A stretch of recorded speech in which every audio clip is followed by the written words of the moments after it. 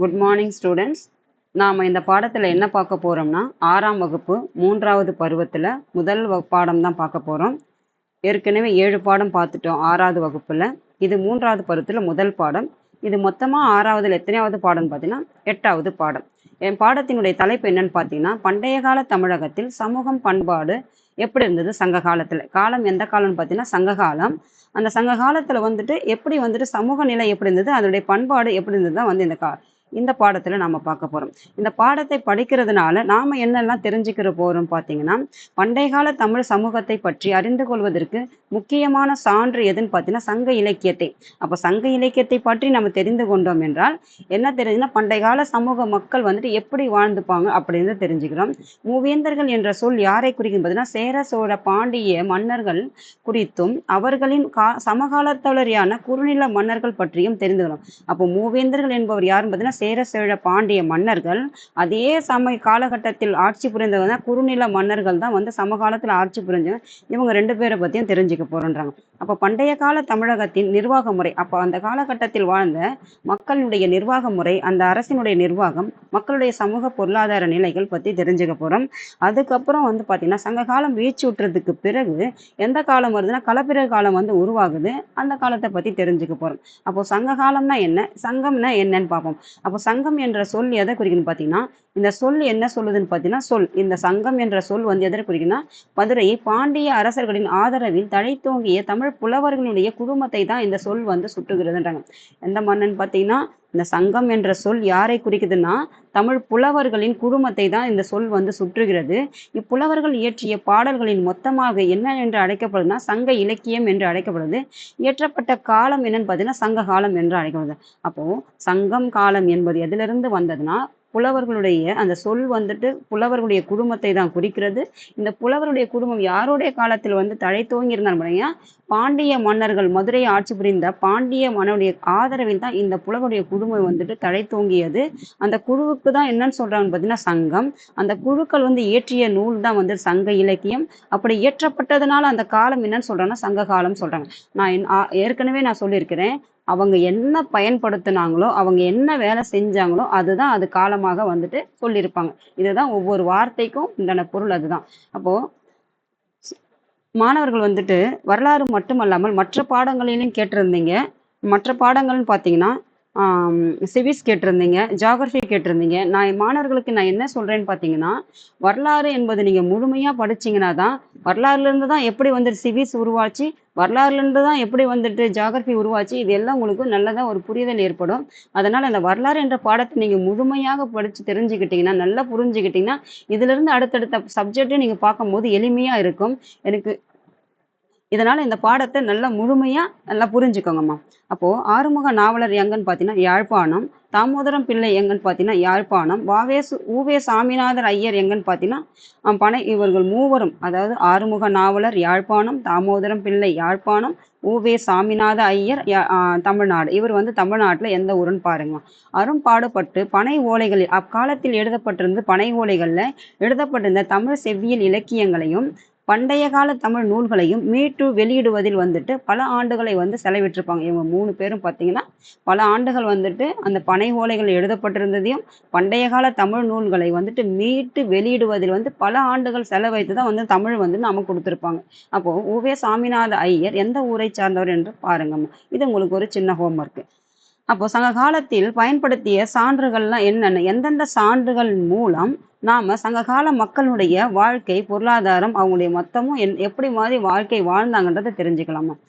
என்னென்ன சான்று பார்த்தீங்கன்னா கல்வெட்டு சான்றுகள், செப்பேடுகள், நாணயங்கள், பெருங்கற்கால நினைவு சின்னங்கள், அகழ்வாய்விலிருந்து கிடைத்த பொருட்கள், இடங்கள், இலக்கிய சான்றுகள், அயல்நாட்டவர் குறிப்புகள், இது எல்லாம் சங்க காலத்தை பற்றி தெரிந்து கொள்வதற்கான எவிடன்ஸ் சான்றுகள். அப்ப கலிங்க நாட்டு அரசன் யாருன்னு பார்த்தீங்கன்னா காரவேலுடைய அதிகும்பா கல்வெட்டு புகழூர் அருகே இருக்குதா, கருவூருக்கு அருகே இருக்குது இந்த புகழூர் கல்வெட்டு. அசோகருடைய 2 மற்றும் 13ஆம் பாறை கல்வெட்டுகள் மாங்குளம், அழகர்குளம், கீழவளவு ஆகிய ஊர்கள் எங்கன்னு பார்த்தீங்கன்னா இவை அனைத்தும் மதுரைக்கு அருகே இருக்கிற ஊர்கள் தான் இவைகள்.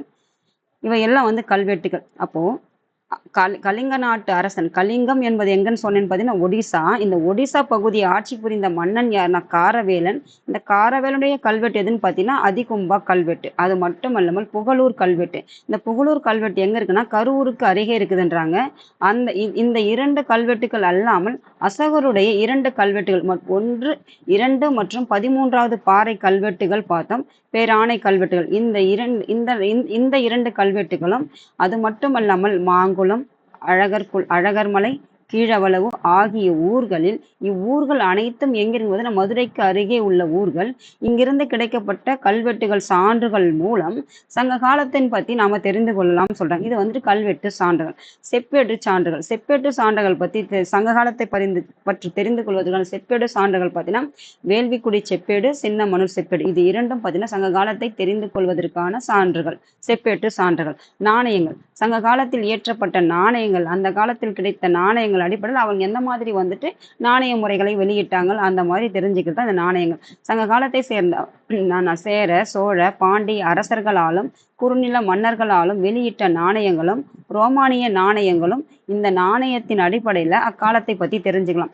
யார் வெளியிட்டது? சேர, சோழ, பாண்டிய அரசர்கள். இவங்க சங்க காலத்தை சேர்ந்த மூவேந்தர்கள்.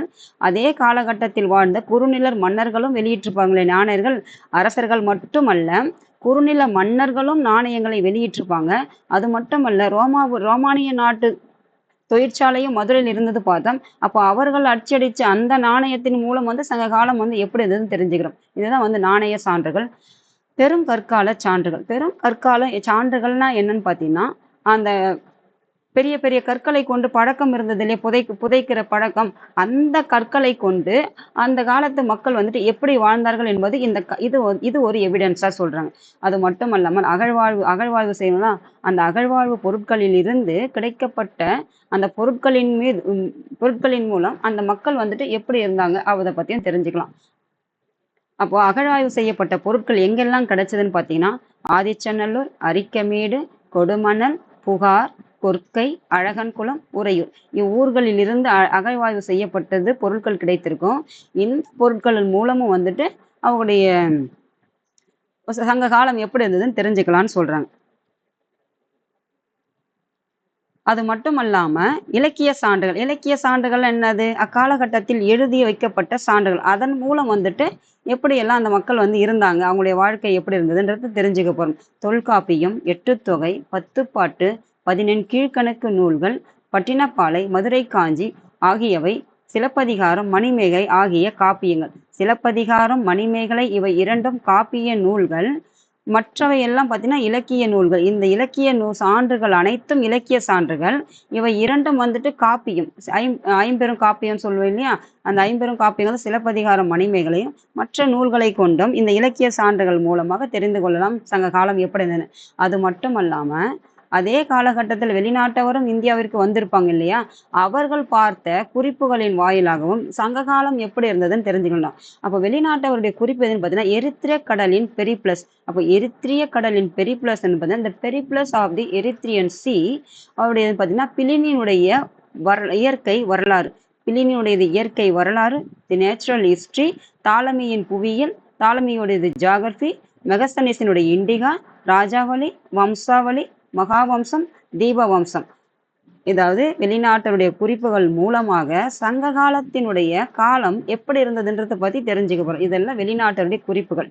அது மட்டும் அல்லாமல் மற்றது அவங்களுடைய காலம் எல்லாம் கால அளவெல்லாம் பார்க்கணும். தமிழ் நூல்கள் பார்த்தீங்கன்னா தொல்காப்பியம் பார்த்தீங்கன்னா தமிழ் இலக்கண நூல். அப்போ தமிழ் இலக்கண நூல் தான் தொல்காப்பியம். இது சங்க காலத்துல எப்போன்னு பார்த்தீங்கன்னா சங்க காலத்தில் வாழ்ந்த தமிழ் மக்களின். அப்போ தொல்காப்பியம் நூல் எதை பற்றி சொல்கிறதுனா இது ஒரு இலக்கண நூல். இது இலக்கண நூல் மட்டுமல்லாமல் சங்ககால தமிழ் மக்களினுடைய மொழி எவ்வாறு இருந்தது, அவங்களுடைய பண்பாடு எவ்வாறு இருந்தது ஆகியவற்றினுடைய உயர்தரத்தை சுட்டி காட்டு. அவங்க எவ்வளவு ஒரு மேன்மையான வாழ்க்கை வாழ்ந்தாங்க, அவங்களுடைய பண்பாடு, அவங்களுடைய மொழி இதன் எவ்வளவு மேம்பட்டதாக இருந்தது என்பதை சுட்டி காட்டுறது அந்த தொல்காப்பியம் சொல்றாங்க. அவங்களுடைய கால அளவு பார்த்தீங்கன்னா கிமு 3ஆம் நூற்றாண்டு முதல் கிபி 3ஆம் நூற்றாண்டு வரை சங்க காலம் இருந்துன்றாங்க. அதாவது சங்க காலம் பார்த்தீங்கன்னா இதுதான் வரலாற்றினுடைய டைம் லைன். இது 0ன்னு வச்சுக்கோங்க. இங்கிருந்து 1, 2, 3, இங்க 1, 2, 3. அப்போ இந்த 0ல இருந்து பார்த்தீங்கன்னா இது கிமு. இது 1, 2 இது 3. இங்கிருந்து இது கிமு 3ஆம் நூற்றாண்டு. இங்க 1, 2, 3 இது கிபி 3ஆம் நூற்றாண்டு. அப்போ கிமு 3லிருந்து கிபி 3ஆம் நூற்றாண்டு வரைக்கும் சங்ககால மக்கள் வந்துட்டு ஆட்சி புரிந்திருக்காங்க. அப்போ கிட்டத்தட்ட எத்தனை நூற்றாண்டுகள் பார்த்தீங்கன்னா 6 நூற்றாண்டுகள் வந்துட்டு ஆட்சி புரிந்திருக்காங்க. அப்போ இந்த பக்கம் 3 நூற்றாண்டுகள், கிமுல 3 நூற்றாண்டுகள், கிபி 3 நூற்றாண்டுகள், கிட்டத்தட்ட 6 நூற்றாண்டுகள் வந்துட்டு சங்க காலத்துல வந்து ஆட்சி புரிந்தாங்க. மூவேந்தர்களான சேர, சோழ, பாண்டிய மன்னர்கள். இதுதான் வந்து தமிழகத்தை ஆட்சி புரிந்த 6 நூற்றாண்டுகள் வந்து சங்க காலம்னு சொல்றாங்க. இதுக்கப்புறம் தான் உங்களுக்கு சங்க காலத்துக்கு அப்புறம் வந்துட்டு கிபி வந்து ஆரம்பமாயிடுது உங்களுக்கு பாடத்துல. இனிமே நீங்க படிக்க போறது எல்லாம் பார்த்தீங்கன்னா கிபியில இருந்து படிக்க ஆரம்பிச்சிருப்பீங்க. இதனாலதான் உங்களுக்கு அந்த டைம் லைன் உங்களுக்கு போட்டு போட்டு ஏன் காமிச்சேன்னா, கிமுனா என்ன, கிபினா என்ன, வரலாறுனா எங்க இருந்து ஆரம்பமாச்சு, அப்போ ஒவ்வொரு காலகட்டத்தில் எப்படி வந்து பரிணாம வளர்ச்சி அடைஞ்சு அடைஞ்சு தற்போது நிலையை வரைக்கும் அடைஞ்சிருக்கு அப்படின்னு தான். அந்த வரலாறுன்றதை நீங்க ஒரு புரிதல் ஏற்பட்டுச்சுன்னா அதுல இருந்து நீங்க மற்ற பாடங்களை, அது ஜியாகிரபியா இருந்தாலும், சிவிஸா இருந்தாலும் சரி, நீங்க தமிழா இருந்தாலும் சரி, எந்த ஒரு பாடத்தையும் உங்களுக்கு படிக்கிறதுக்கு எளிமையா இருக்கு. தமிழா இருந்தாலும் சரி, எதுவும் உங்களுக்கு எளிமையா இருக்கும். அதனால அந்த கால வரையறை வந்து நல்லா தெரிஞ்சுக்கிட்டீங்கன்னா உங்களுக்கு படிக்கிறதுக்கு எளிமையா இருக்குமா. இப்போ தமிழகத்தினுடைய புவியியல் பரப்பு அது வந்துட்டு பரவி இருந்து எந்த நூற்றாண்டு வரைக்கும் உங்களை ஆட்சி புரிஞ்சாங்க. இவங்க தமிழ் அந்த எல்லை பரப்பு இருக்கு இல்லையா, அப்போ நான் உங்களுக்கு தமிழ் இந்தியா மேப்பு காமிச்சிருக்கும் போதே காமிச்சிருப்பேன். இது தமிழ்நாட்டினுடைய மேப். தமிழ்நாட்டுல பாத்தீங்கன்னா வடக்கு வேங்கடம். வேங்கடம்னா என்னன்னு பாத்தீங்கன்னா திருப்பதி. திருப்பதி மலையை குறிக்கிறது தான் வேங்கடம். தெற்கு வந்துட்டு கன்னியாகுமரி. கிழக்கு மேற்குல பாத்தீங்கன்னா கடல்களை எல்லையாக கொண்டதுதான் வந்து தமிழகத்தினுடைய இவங்களுடைய புவியியல் பரப்பு. அதாவது சங்க காலத்துல சேர, சோழ, பாண்டிய மன்னர்கள் வடக்கு வந்துட்டு வேங்கடம் திருப்பதி மலை வரைக்கும், தெற்கு வந்துட்டு கன்னியாகுமரி வரைக்கும், கிழக்கு மேற்கு, கிழக்கு இந்த பக்கம், மேற்கு இந்த பக்கம் கடல் எல்லைகளை வந்துட்டு எல்லைகளாக கொண்டு அவங்களுடைய பரப்பை வந்து பரப்பு வந்துட்டு இருந்தது. அவங்களுடைய காலம் பார்த்தீங்கன்னா இரும்பு காலம். இரும்பு காலம். அவங்களுடைய பண்பாடு பெருங்கற்காலம். இது ரெண்டத்திற்கு ஒரு புரிதல் இருக்கணும். அவங்களுக்கு ரெண்டுமே வேறு வேறு. பண்பாடு என்பது வேறு, காலம் என்பது வேறு. காலம் என்பது என்னன்னு பார்த்தீங்கன்னா மக்கள் பயன்படுத்திய அவங்க எந்த மாதிரி பொருட்களை பயன்படுத்தினாங்களோ அதுதான் வந்து காலம். அப்போ இரும்பினால் அவங்க பெரும்பாலான பொருட்கள் இரும்பிலான பொருட்களை அவங்க பயன்படுத்தியதால் இரும்பு காலம் என்று அழைக்கப்படுது. பண்பாடு என்பது என்னன்னு பார்த்தீங்கன்னா அவங்களுடைய பழக்க வழக்கங்கள், இதுதான் வந்து பண்பாடுகள். அப்போ மக்கள் வந்துட்டு எந்த மாதிரி ஒரு பண்பாட்டு சூழ்நிலையில அவங்க கொண்டிருந்தாங்க, இந்த பண்பாட்டை பத்தி சொல்றதுதான் வந்து இந்த பண்பாடுனா இதுதான் வந்து அவங்க எந்த மாதிரி பழக்க வழக்கங்களை நடைமுறைப்படுத்தியிருந்தாங்க அதுதான் வந்து பண்பாடு. அவங்க எந்த மாதிரி வந்து பொருட்களை பயன்படுத்தினாங்க அதுதான் வந்து காலம். அப்போ இரும்பிலான பொருட்களை பயன்படுத்தின இரும்பு காலம். அவங்க எந்த மாதிரி பண்பாடுனா பெருங்கற்களை கொண்டு புதைக்கிற வழக்கம் இருந்ததுனால் அது பண்பாடுன்னு சொல்றாங்க. அப்போ பெருங்கற்களை கொண்டு இறந்தவர்களை புதைக்கும் பழக்கம் சங்க காலத்துல இருந்ததுனால அப்போ பெருங்கற்கால பண்பாடு என்று அழைக்கப்படுகிறது. அரசு முறை பார்த்தீங்கன்னா முடியாட்சி என்று சொல்லுவாங்க. முடியாட்சின்னு என்ன சொன்னோம், மன்னர் ஆட்சின்னு சொல்லுவாங்க. மன்னராட்சி அப்படிங்கிறது பரம்பரை பரம்பரையா அப்பா மகன் மகன் அப்படிதானே பரம்பரை பரம்பரை ஆட்சி புரிந்தாங்க. அப்போ அரசு முறை என்பது முடியாட்சியின் கீழ் தான் வந்து சங்க காலத்தினுடைய ஆட்சி முறை இருந்தது. அப்போ யாரெல்லாம் ஆட்சி புரிஞ்சாங்க பார்த்தீங்கன்னா அரச வம்சங்கள். எத்தனை அரச வம்சங்கள் பார்த்தீங்கன்னா சேர அரச வம்சம், சோழ அரச வம்சம், பாண்டியர் வம்சம். அப்போ மூன்று அரச வம்சங்கள் வந்து சங்க காலத்தை வந்து ஆட்சி புரிஞ்சிருப்பாங்க. இது ஒரு பாக்ஸ்ல பாருங்க. கலிபோர்னியா பல்கலைக்கழகத்தில் இங்க ஒரு ஹோம்ஒர்க் உங்களுக்கு. கலிபோர்னியா பல்கலைக்கழகம் எந்த நாட்டுல இருக்குன்னு இதுதான் உங்களுக்கு மாணவர்களாகி உங்களுக்கு இது இன்னைக்கு உள்ள ஹோம்ஒர்க். அப்ப கலிபோர்னியா பல்கலைக்கழகத்தின் தமிழ் மொழி பேராசிரியர் யாருன்னு பாத்தீங்கன்னா ஜார்ஜ் எல் ஹார்ட் என்பவர். தமிழ் மொழியானது லத்தீன் மொழியின் அளவிற்கு பழமையானது என்னும் ஒரு கருத்தை கொண்டிருந்தவர். ஜார்ஜ் எல் ஹார்ட் என்பவர் வந்து பாத்தீங்கன்னா கலிபோர்னியா பல்கலைக்கழக தமிழ் மொழி பேராசிரியர். இவர் எந்த மாதிரி ஒரு கருத்து வச்சிருந்தாருன்னு பாத்தீங்கன்னா லத்தீன் மொழி பழமையானது. உலகத்தில் உள்ள அனைத்து மொழிகளுக்கும் லத்தீன் மொழி தான் பழமையானதுன்னு சொல்லுவாங்க. அந்த லத்தீன் மொழியின் அளவிற்கு பழமையானதுதான் வந்து தமிழ் மொழி என்ற கருத்தை வந்து அவர் கொண்டிருந்தார். அப்படி கொண்டிருந்த அவர் என்ன சொல்றாருன்னா ஏனைய மொழிகளின் செல்வாக்கிற்கு உட்படாமல் முற்றிலும் சுதந்திரமாக ஒரு மரபாக உருவெடுத்து எழுந்துள்ளது என்று அவர் கூறுகிறார். அப்போ எந்த ஒரு மொழியினுடைய தாக்கமே இல்லாமல் தனித்து இயங்கும் ஒரு மொழி இருக்குதுன்னா இப்போ தமிழும் ஆங்கிலமும் கலந்து பேசுறோம் இல்லையா, அந்த மாதிரி எந்த ஒரு மொழிக்கும் உட்படாமல் தனித்து இயங்கக்கூடியது சிறப்பு பெற்றது அந்த தமிழ் மொழி அப்படின்ற தமிழ் மொழிக்கு வந்துட்டு அவர் சிறப்பு கூறியிருக்காரு. இப்போ மூவருடைய சேர சோழ பாண்டிய 3 மன்னர்கள் பார்த்தோம். அவங்களுடைய காலத்துல யார் யார் எந்தெந்த காலத்துல யார் யார் இருந்தாங்க, அவங்களுடைய ஆட்சி பகுதிகள்லாம் என்னன்ட்டு பார்ப்போமா. இப்போ சங்க காலம் என்னன்னு பார்த்தீங்கன்னா சேரர்கள். முதல்ல சேரர்கள் பார்த்தீங்கன்னா சங்க காலத்தின் போது மூவேந்தர்கள் தமிழக பகுதிகளை ஆட்சி புரிந்தார்கள். அப்போ மூவேந்தர்கள் என்னும் சொல் பார்த்தீங்கன்னா வேந்தர் என்னும் சொல் சேர சோழ பாண்டியர் ஆகியோரை குறிப்பிடுவதாக பயன்படுத்தப்பட்டது. சேரர்கள் தமிழகத்தைச் சேர்ந்த மத்திய மற்றும் வடக்கு திருவிதாங்கூர், கொச்சி, தெற்கு மலபார், கொங்கு மண்டலம் ஆகிய பகுதிகளை ஆண்டிருப்பாங்க. அதாவது சேரர்கள் பார்த்தீங்கன்னா சங்க காலத்தில் மூவேந்தர்கள் தமிழ் பகுதிகளை ஆட்சி செஞ்சாங்க. அந்த மூவேந்தர்கள் யாருன்னு பார்த்தீங்கன்னா சேர சோழ பாண்டியர்கள். வேந்தர் என்னும் சொல் யாரை குறிக்குதுன்னு பார்த்தீங்கன்னா சேர சோழ பாண்டியர்களை தான் குறிக்கிறது. அது மட்டுமல்ல இவர் ஆட்சி செய்த பகுதி பார்த்தீங்கன்னா தமிழகத்தின் மத்திய பகுதி, அதுக்கப்புறம் வடக்கு பார்த்தீங்கன்னா திருவிதாங்கூர், கொச்சி, தெற்கு மலபார், கொங்கு மண்டலம் இந்த பகுதிகள் அனைத்தும் எங்க இருக்கும் பார்த்தீங்கன்னா தற்போது கேரள மாநிலத்தில் இருக்குமா. அது மட்டுமல்லாமல் 10 பார்த்தீங்கன்னா சேர அரசர்கள் குறித்து செய்திகளை வழங்குது. அப்போ சேர அரசர்களை பத்தி நாம தெரிந்துக்கணும்னா எந்த நூலை படிச்சா நம்ம தெரிஞ்சுக்கணும்னா 10 என்ற நூலை பார்த்தோம்னா சேர அரசர்கள் வந்து எப்படி இருந்தாங்க அப்படின்னு தெரிஞ்சுக்கலாம்னு சொல்றாங்க. சேர அரசன் பார்த்தீங்கன்னா செங்குட்டுவன். சேர அரசன் யாருன்னா செங்குட்டுவன் வட இந்தியாவின் மீது படையெடுத்து சென்றார். அப்போ வட இந்தியாவின் மீது படையெடுத்து சென்றவர் யாருன்னா சேரன் செங்குட்டுவன். சிலப்பதிகார காவிய பாத்திரமான கண்ணகிக்கு சிலை வடிப்பதற்காக எங்க போனாருன்னு பார்த்தீங்கன்னா இமயமலையிலிருந்து கற்களை கொண்டு வந்தார் என தெரிகிறது. அதாவது சேர அரசன் செங்குட்டுவன் வட இந்தியா தென்னிந்தியான்னு பார்த்துட்டு அப்போ வட இந்தியாவிற்கு படையெடுத்து சென்றிருக்காரு.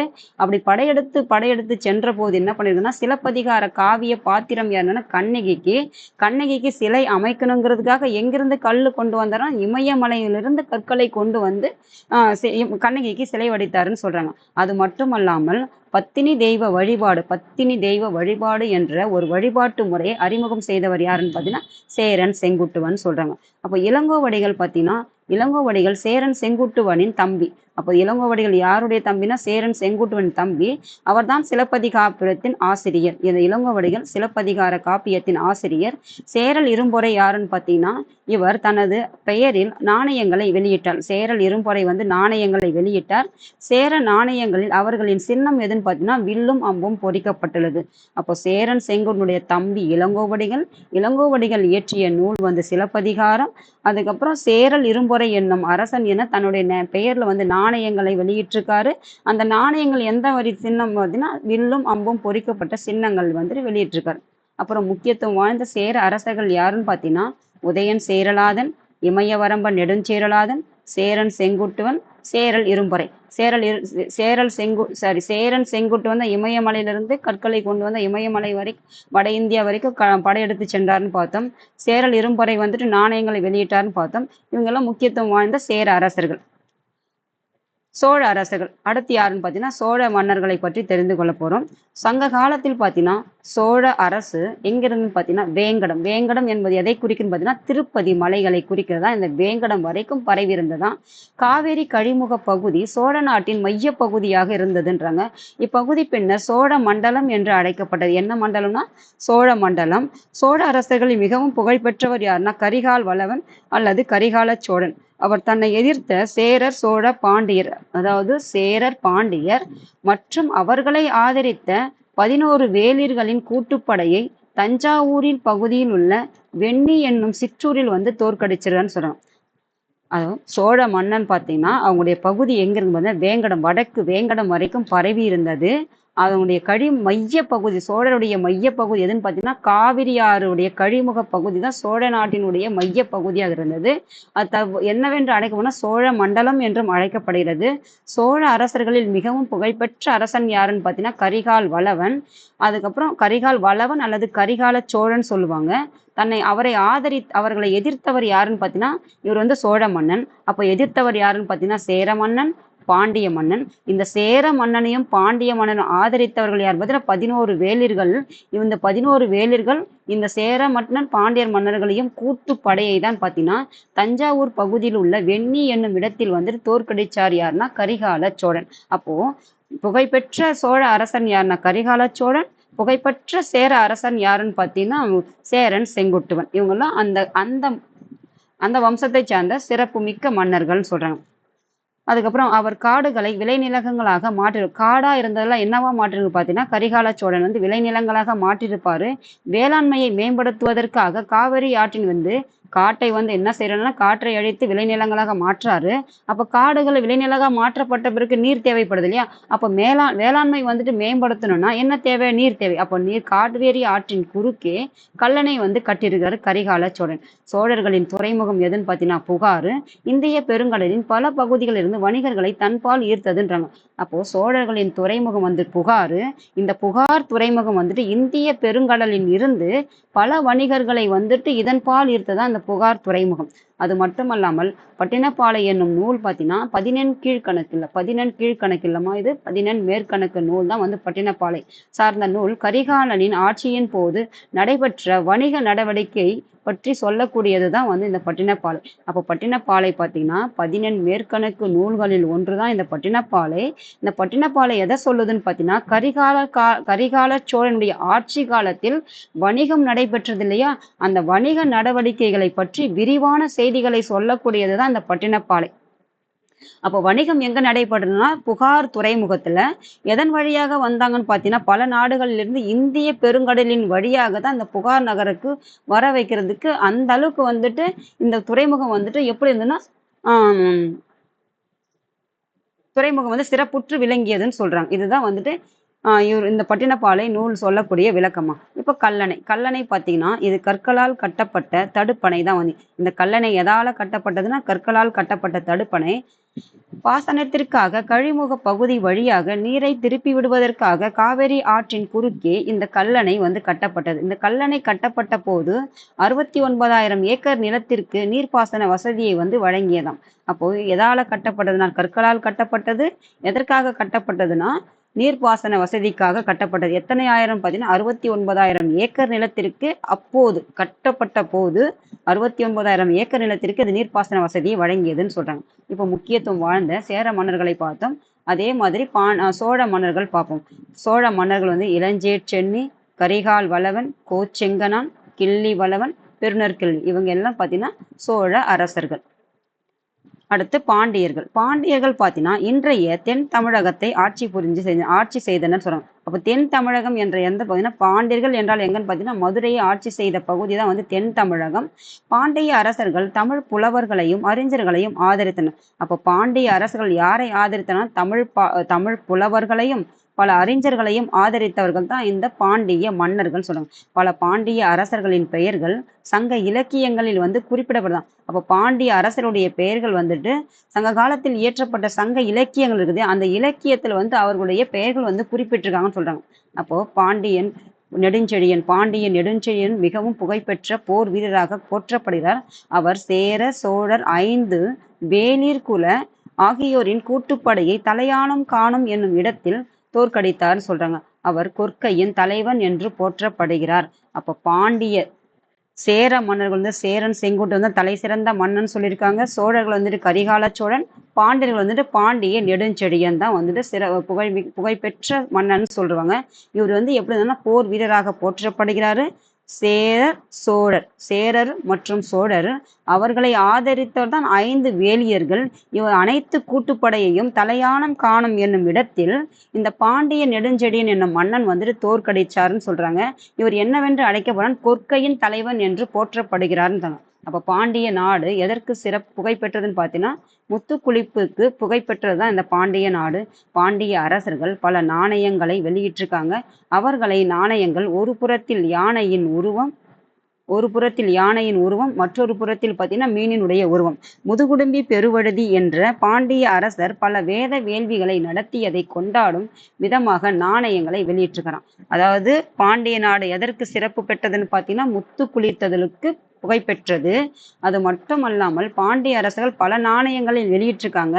அந்த நாணயத்தின் ஒரு புறத்தில் யானையினுடைய உருவம், மறுபுறத்தில் மீனினுடைய உருவம் வெளியிட்டிருக்காங்க. அது மட்டுமல்லாமல் முதுகுடும்பி பெருவழுதி என்பவர் யாருன்னு பார்த்தீங்கன்னா பாண்டிய அரசன் பல வேத வேள்விகளை நடத்திருக்கிறார். அதாவது எதுக்காக வேத வேள்விகளை நடத்துவாங்கன்னு பார்த்தீங்கன்னா அவங்களுடைய ஆட்சி வந்துட்டு சிறப்பா தழைச்சு அப்படியே நிலைச்சிருக்கணுன்றதாக தான் வேள்விகளை எல்லாம் நடத்துவாங்க. அந்த வேள்விகளை நடத்ததை கொண்டாடும் விதமாகத்தான் நாணயத்தை வெளியிட்டாருன்னு சொல்றாங்க.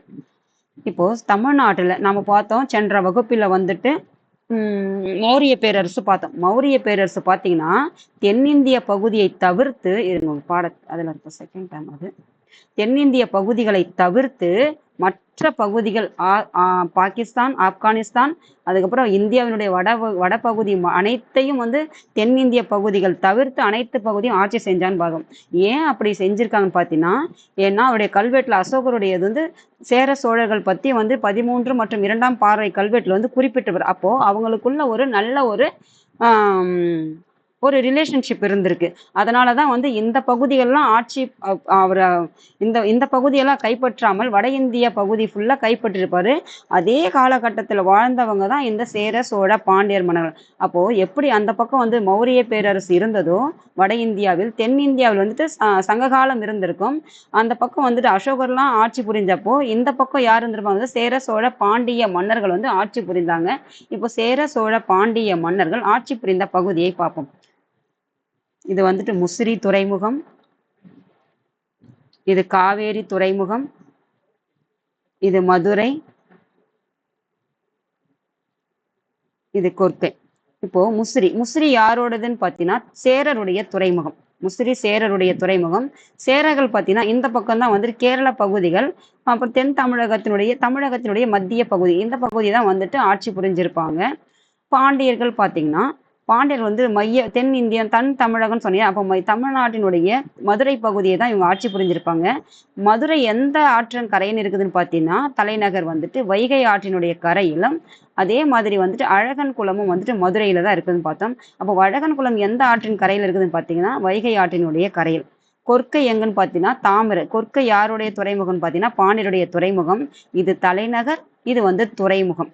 அப்போ கொர்க்கை என்பது துறைமுகம். இந்த துறைமுகம் எந்த ஆற்றின் கரையில் இருக்குதுன்னு பார்த்தீங்கன்னா தாமிரபரணி. மதுரை வந்துட்டு தலைநகர் வந்துட்டு வைகை ஆற்றினுடைய கரையிலும். உறையூர் பார்த்தீங்கன்னா இது சேரருடையது. சோழருடையது. இது வந்துட்டு சோழர் வந்து எங்கன்னு பார்த்தீங்கன்னா காவிரி ஆறு. சோழர்கள் வந்து எந்த ஆறுன்னு பார்த்தீங்கன்னா காவிரி ஆறு. இவங்களுடைய துறைமுகம் எதுன்னு பார்த்தீங்கன்னா உறையூர். துறைமுகம் வந்துட்டு காவேரி. தலைநகர் வந்துட்டு உறையூர். காவேரி பூம்பட்டினம். அதுக்கப்புறம் இது தென்பெண்ணை ஆறு, இது பாலாறு, இது அரிக்கமேடு. நம்ம சென்ற வகுப்பிலே பார்த்துருப்போம். அரிக்கமேடு எந்த மாவட்டத்தில் வருதுன்னு பாருங்கம்மா. அது மட்டும் இல்லாம நம்ம பார்த்தோம் இல்லையா, இது வடக்கு, தெற்கு, கிழக்கு, மேற்கு. வடக்கு என்ன சொன்னோம், வடக்கு திருப்பதி, வடக்கு வேங்கடம் படிச்சோமா, திருப்பதி வரைக்கும் எல்லைகளாகவும், தெற்கு வந்துட்டு கன்னியாகுமரியை வந்துட்டு எல்லைகளாகவும், கிழக்கு மற்றும் மேற்கு வந்துட்டு கடற்கரை வந்துட்டு கடற்கரையை வந்துட்டு எல்லையாக கொண்டதுதான் வந்துட்டு சேர சோழ பாண்டியருடைய எல்லை பரப்புன்னு பார்த்தோம். இதுதான் வந்துட்டு இது வங்காள விரிகுடா, இது வந்துட்டு அரபிக்கடல். அதுக்கப்புறம் என்ன பார்த்தோம்னா இந்த காவேரி பூம்பட்டினம் என்பது துறைமுகம்னு பார்த்தோம் இல்லையா.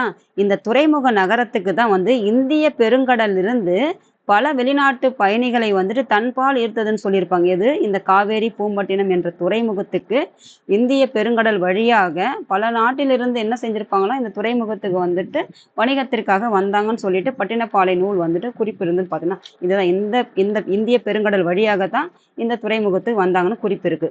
அப்போ இலங்கை பகுதியும் முழுவதையும் ஆட்சி புரிஞ்சிருப்பாங்க சேர சோழ பாண்டிய மன்னர்கள். இலங்கை பகுதி, தமிழ்நாட்டினுடைய இந்த பகுதிகள். இதுதான் வந்து பண்டைய சங்க காலத்தில் ஆட்சி புரிந்த சேர சோழ பாண்டிய மன்னர்களுடைய எல்லை பகுதிமா. அப்புறம் மூவேந்தர்கள் சூட்டி கொண்ட பட்டங்கள் பார்த்தீங்கன்னா சேரர்களுடைய சூட்டி கொண்ட பட்டங்கள் ஆதவன், குட்டுவன், வானவன், இரும்பறை. இதெல்லாம் சேர அரசர்கள் தங்களுக்குள்ள சூட்டி கொண்ட பட்டங்கள். சோழர்கள் பார்த்தீங்கன்னா சென்னி, செம்பியன், கிள்ளி, வளவன். இதை சோழ அரசர்கள் சூட்டி கொண்ட பட்டங்கள். பாண்டியர்கள் மாறன், வழுதி, செழியன், தென்னன். இவர்கள் வந்து சூட்டி கொண்ட பட்டங்கள்.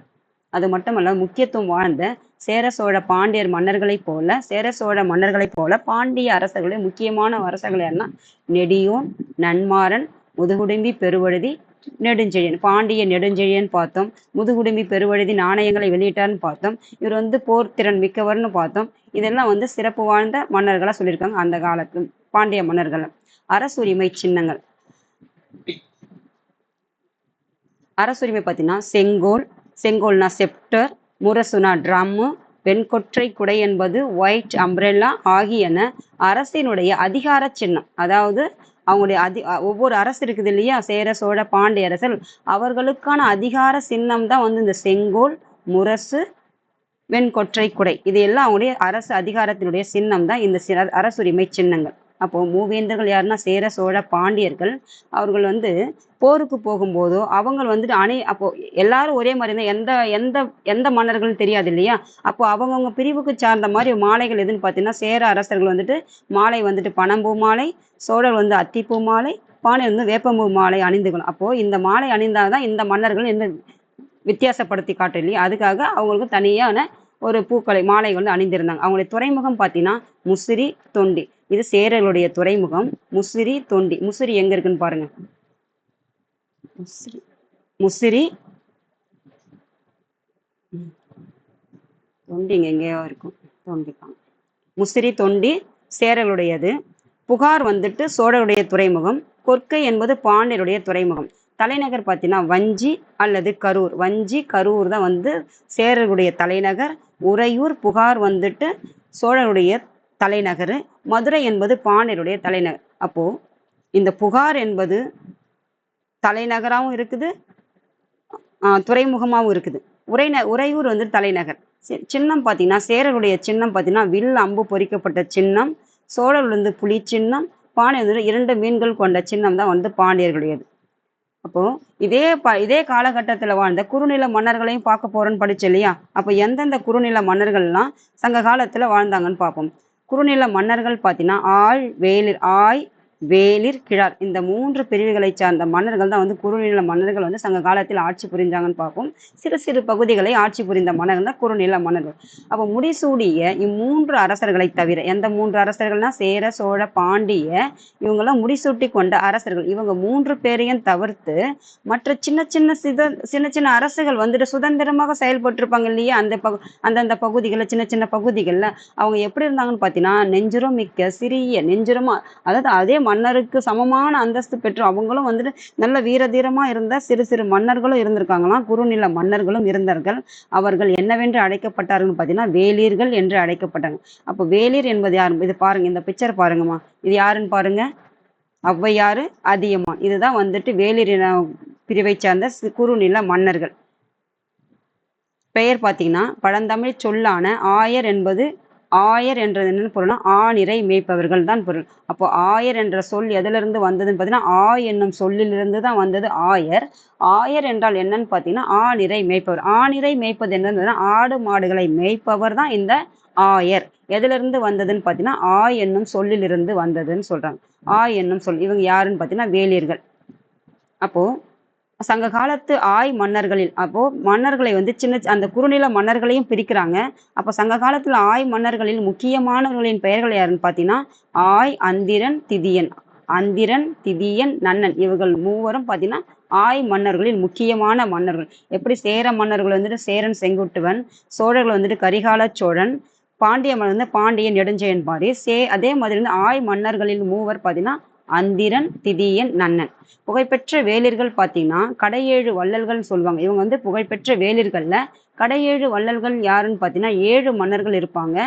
பாரி, காரி, ஓரி, பேகன், அதியமான், நல்லி ஆகியோர். அவர்கள் தமிழ் புலவர்களை பெருந்தன்மையுடன் தாராளமாக ஆதரித்தமைக்காக புகழப்பட்டவர்கள் ஆவர். யாரு? இந்த 7 பேரும் பார்த்தீங்கன்னா தமிழ் புலவர்களை வந்து ஆதரிச்சிருக்காங்க சொல்றாங்க. இவர்கள் என்னவென்று அழைக்கப்படுறாங்க பார்த்தீங்கன்னா வேளிர்கள். இவர்கள் வந்து வேளிர்கள்ல கடையேழு வள்ளர்கள். இந்த கடையேழு வள்ளர்கள் 7 பேரும் வந்துட்டு இவர்களும் வந்துட்டு புகழ்பெற்றவர்கள் சொல்றாங்க. கடையேழு வள்ளல். கிழார் என்பவர் யாருன்னு பார்க்கலாம். கிழார் என்பவர் யாருன்னு பார்த்தீங்கன்னா கிராம தலைவன். அப்போ ஒரு கிராமம் இருக்குன்னா அந்த கிராமத்துக்கு தலைவன் யாருன்னு பார்த்தீங்கன்னா கிழார். இப்போ சங்க காலத்துல ஆட்சி அமைப்பு எப்படின்னு பார்த்தோம். நம்ம ஆட்சி அமைப்பு எப்படின்னு பார்த்தோம்? மன்னராட்சி, முடியாட்சின்னு பார்த்துட்டோம். அரசு பாரம்பரையா தான் மன்னர் அடுத்து அவருடைய வாரிசுகள் தான் வந்து ஆட்சி அமைக்குன்னு பார்த்தோம். அந்த ஆட்சி அமைப்பு எப்படி இருந்துன்னு பார்ப்போம். அரசுரிமை பரம்பரையானது. அதாவது பரம்பரையா தான் வந்து அரசுரிமை பண்ணுவாங்கன்னு சொல்றோம். அரசர் கோ என்று அழைக்கப்பட்டார். கோன் என்னும் சொல்லின் சுருக்கம் தான் கோ. அப்போ இந்த கோன் என்பது எதனுடைய சுருக்கம்னு பார்த்தீங்கன்னா இந்த கோனுடைய சுருக்கம் தான் கோ அப்படின்றாங்க. கோ என்பது என்னன்னு பார்த்தீங்கன்னா வேந்தன், கோன், மன்னன், கொற்றவன், இறைவன் என்னும் வேறு பெயர்களாலும் அரசர் வந்து அழைக்கப்பட்டார். அப்போ அரசர் பார்த்தீங்கன்னா வேந்தன், கோன், மன்னன், கொற்றவன், இறைவன் போன்ற பல்வேறு பெயர்களால் அழைக்கப்பட்டார் அரசன். பொதுவாக ஆட்சி புரிந்து கொண்டிருக்கும் அரசனின் மூத்த மகன். அப்போ அரசன் வந்துட்டு ஆட்சி செய்யறாருன்னா அந்த அரசனுடைய மூத்த மகனே தான் வந்து அடுத்த அரியணை ஏறினார். அப்ப யார் வந்துட்டு மன்னருக்கு அடுத்த மகன் மூத்த மகன் யாரா இருக்கணும் அவர் தான் வந்துட்டு அரியணை ஏற்கக்கூடிய வாய்ப்பு அவருக்கு தான் இருக்கும். அப்ப பட்டம் சூட்டப்படும் விழா என்ன சொல்லுவாங்க, பட்டம் சூடுவாங்க இல்லையா மன்னனுக்கு, அதுதான் வந்து அரசு கட்டிலேறுதல் அல்லது முடிசூட்டு விழா என்று அழைக்கப்பட்டது.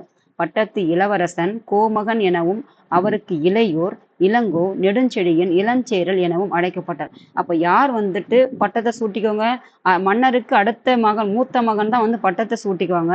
அந்த பட்டத்தை சூட்டி கொள்ற நிகழ்வுக்கு என்னன்னு பாத்தீங்கன்னா அரசு கட்டிலேறுதல் அல்லது முடிசூட்டு விழான்னு சொல்லுவாங்க. அந்த பட்டம் சூட்டி கொள்ள போற இளவரசனுக்கு என்ன பெயர்னு பாத்தீங்கன்னா கோமகன் என்று அழைக்கப்பட்டான். அந்த கோமகனுக்கு அவருக்கு இளையவரா இருப்பாங்க இல்லையா, தம்பிங்க இருப்பாங்க இல்லையா, அந்த தம்பிக்கு என்னன்னு சொல்றாங்க பாத்தீங்கன்னா இளையோருக்கு வந்துட்டு இளங்கோன்னு சொன்ன சேரன் செங்குட்டுவன் தம்பி இளங்கோவடிகள். அப்ப இளங்கோன்னு தான் சிறியவர். அப்ப இளங்கோ இளஞ்செழியன் இளஞ்சேரல் அழைக்கப்பட்டிருப்பாங்க. அரசர் தினந்தோறும் பாத்தீங்கன்னா அரசவையை வந்து கூட்டியிருப்பார். அரசர் வந்துட்டு அரசவையை கூட்டி மக்களுடைய நல்லது, அதாவது மக்களினுடைய செயல்திறன்கள் எல்லாம் பார்ப்பாருன்னு சொல்றாங்க. அப்போ அரசவையை கூட்டி அங்கு அவர் விவாதங்களை செவிமடுத்து அனைத்து வழக்குகளையும் தீர்த்து வைப்பார். அப்போ அன்னைக்கு நடக்கிறத அவர் காது கொடுத்து கேட்டு அந்த பிரச்சனைகள் எல்லாம் தீர்த்து வைக்கிறதா வந்து அரசனுடைய டெய்லி வந்து வேலைன்னு சொல்றாங்க. அது மட்டும் இல்லாம அரசினுடைய வருமானம் பாத்தீங்கன்னா வருமானம் வரிகள் மூலம் தான் பெறப்படுது. அப்ப நாட்டினுடைய நிர்வாகம் பண்றதுக்கு எதன் மூலம் வருமானம் கிடைக்குதுன்னு பாத்தீங்கன்னா வரிகள் மூலம் கிடைக்கப்பட்டதுன்றாங்க. அந்த வரிகள் எதன் மூலம் கிடைக்கப்பட்டதுன்னு பார்த்தோம்னா நிலவரியே வருவாயின் முக்கிய ஆதாரம். அப்போ அரசு நடத்தணும்னா ஒரு வருமானம் வரும். அந்த வருமானம் எங்கிருந்து வருதுன்னு பார்த்தீங்கன்னா வரிகள் மூலமா வருது. அந்த வரி எங்கிருந்துன்னு வருதுன்னா நிலத்தின் மீது விரிக்கப்பட்ட வரி தான் வந்து வரிகள். அந்த வரியை கொண்டுதான் அரசினுடைய வருமானமா இருந்ததுன்றாங்க.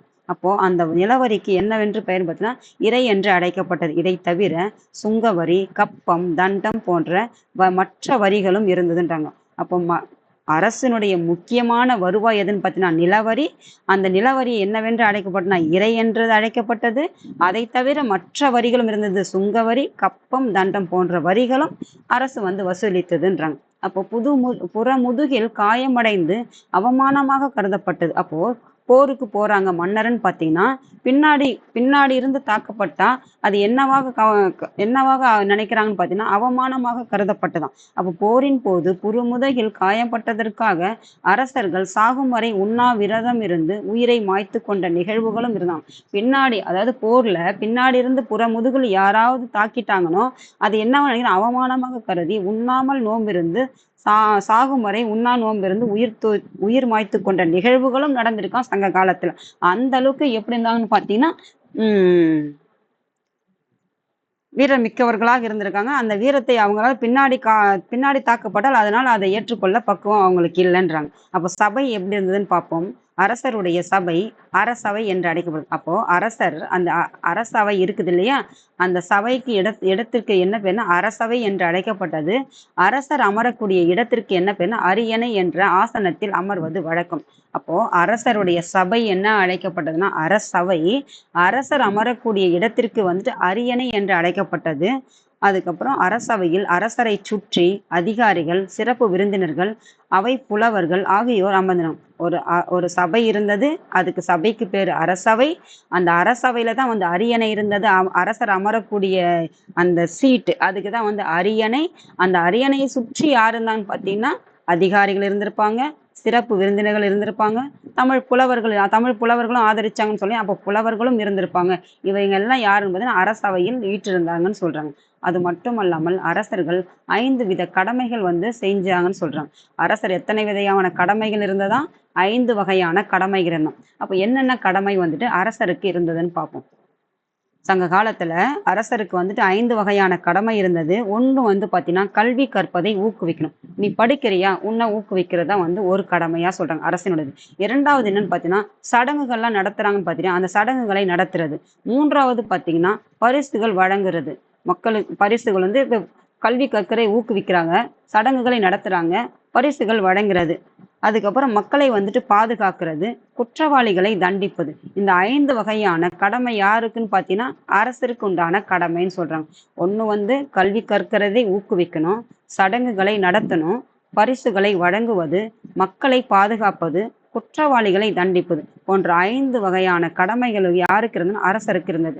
அது மட்டுமல்லாமல் தூதுவர்கள் பார்த்தீங்கன்னா அரசரால் பணியில் அமர்த்தப்பட்டாங்க. அப்போ தூதுவர் என்ற ஒரு ஒரு ஒரு துறை இருந்திருக்கும்.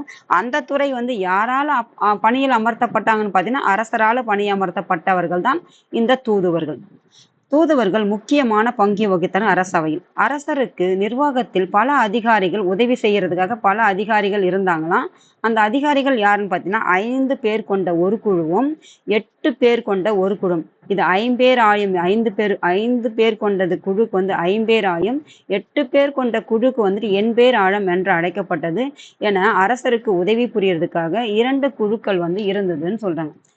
படை எப்படி இருந்தது? சங்க காலத்துல படை எப்படி வந்து நிர்வாகம் பண்ணாங்கன்னு பார்ப்போம். அரசருடைய படை என்று அழைக்கப்பட்டது எதுன்னு பார்த்தீங்கன்னா இராணுவம். அப்போ அரசருக்கு ஒரு படை எதுன்னு பார்த்தீங்கன்னா அது இராணுவ படை.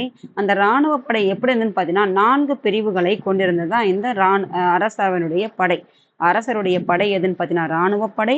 அந்த இராணுவ படை வந்துட்டு 4 பிரிவுகளாக பிரிக்கப்பட்டிருந்தது. அவை என்னென்னன்னு பார்ப்போம். ஒன்று வந்துட்டு காலாட்படை, இன்னொன்று வந்துட்டு குதிரைப்படை, யானைப்படை, தேர்ப்படை. இந்த 4 படைகளை கொண்டதான் இந்த இராணுவ படை. இதனுடைய தலைவர் யாருன்னு பார்த்தீங்கன்னா அரசர் தான் இருந்தாங்கன்னு சொல்றாங்க.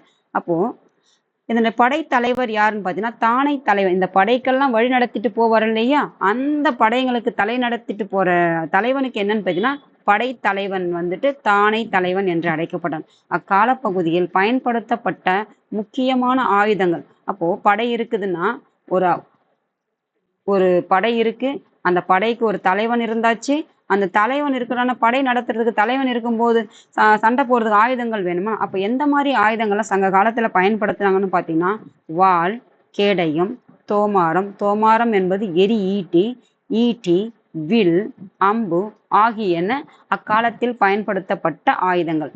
தோமாரம் என்பது என்னன்னு பார்த்தீங்கன்னா சற்று தொலைவில் இருந்து எதிரியின் மீது ஏவுகணை போன்று வீசப்படுவதுதான் இந்த தோமாரம். அப்போ இந்த தோமாரம் என்பது என்னன்னு பார்த்தீங்கன்னா எதிரிகள் மேல சற்று தூரத்தில் இருந்து வீசப்படுவது. எதை மாதிரின்னு பார்த்தீங்கன்னா ஏவுகணை மாதிரி. ஏவுகணை எப்படி வீசுறாங்களோ அந்த மாதிரி வீசப்படுவது தான் இந்த தோமாரம் சொல்லிட்டாங்க.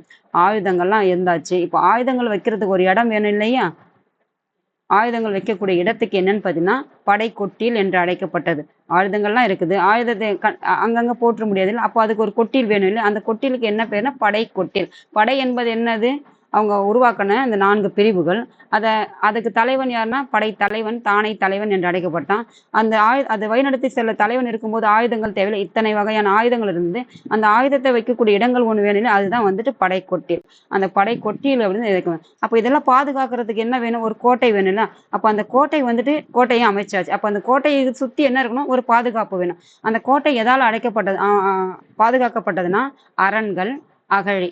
அந்த கோட்டையை சுற்றி அகழி பள்ளம் எடுத்திருப்பாங்க. பள்ளம் எடுத்துட்டா யாரும் வந்து தாக்க முடியாத மாதிரியும் கோட்டைகள் வந்து நிறைய அந்த கோட்டையை சுற்றி சுவர்கள் எழுப்பி பல அரண்களாகவும் அதையும் வந்துட்டு பாதுகாப்பாக கட்டியிருப்பாங்கன்னு சொன்னாங்க. அப்போ போர் முரசும் வந்துட்டு கடவுளாகவே கருதி வணங்கப்பட்டது. அந்த போர் முரசுகள்லாம் போரிடும் போது முரசுகள் பறைவாங்க இல்லையா, அது வந்து கடவுளாகவே கருதி அந்த போர் முரசை வணங்கினாங்கன்னு சொல்றாங்க.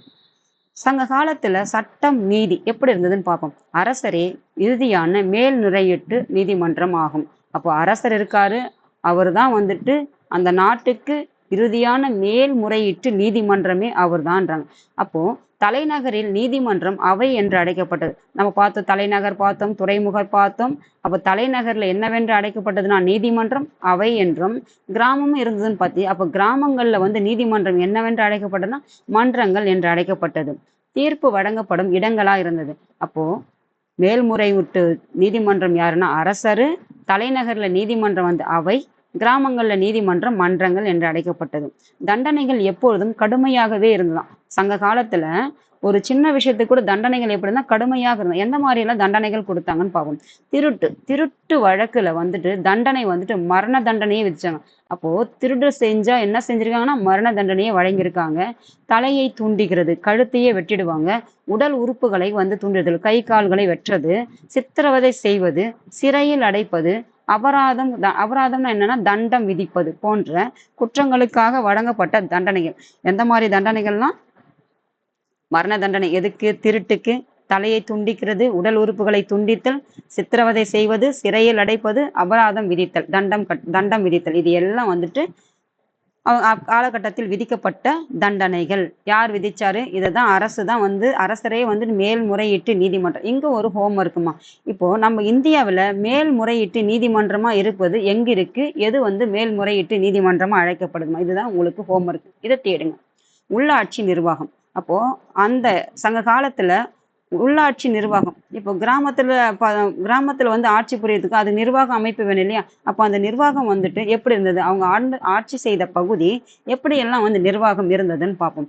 ஒட்டுமொத்த ஆட்சி பகுதி மண்டலம் சொல்றாங்க. இப்போ சேர நாடு, சோழ நாடு, பாண்டிய நாடு, 3 நாடுகள் பார்த்தோம். அந்த ஒட்டுமொத்த ஆட்சி பகுதியும் என்னன்னு சொல்றாங்கன்னா, மொத்தமே சேர, சோழ, பாண்டிய 3 நாடுகளும் சேர்ந்துதான் ஒரு மண்டலம். அந்த மொத்த பகுதி என்னன்னு சொல்றோம்னா மண்டலம் என்று அழைக்கப்பட்டது. அந்த மண்டலங்கள் என்னவா பிரிக்கப்பட்டதுன்னா நாடுகளாக பிரிக்கப்பட்டது. அந்த நாடுகள் பார்த்தீங்கன்னா வேற என்னவா பிரிக்கிறாங்கன்னு பார்த்தீங்கன்னா கூற்றங்களாக பிரிக்கிறாங்க. கூற்றங்கள் என்னவாக பிரிக்கிறாங்கன்னு பார்த்தீங்கன்னா ஊரா பிரிக்கிறாங்க. அந்த ஊர் தான் என்னன்னு சொல்றோம்னா கிராமம் சொல்றாங்க. அந்த கிராமத்தை எத்தனையா பிரிக்கிறாங்கன்னு பார்த்தீங்கன்னா 3ஆ பிரிக்கிறாங்க. அந்த 3ல என்னன்னு பார்த்தீங்கன்னா பேரூர், சிற்றூர், மூதூர்.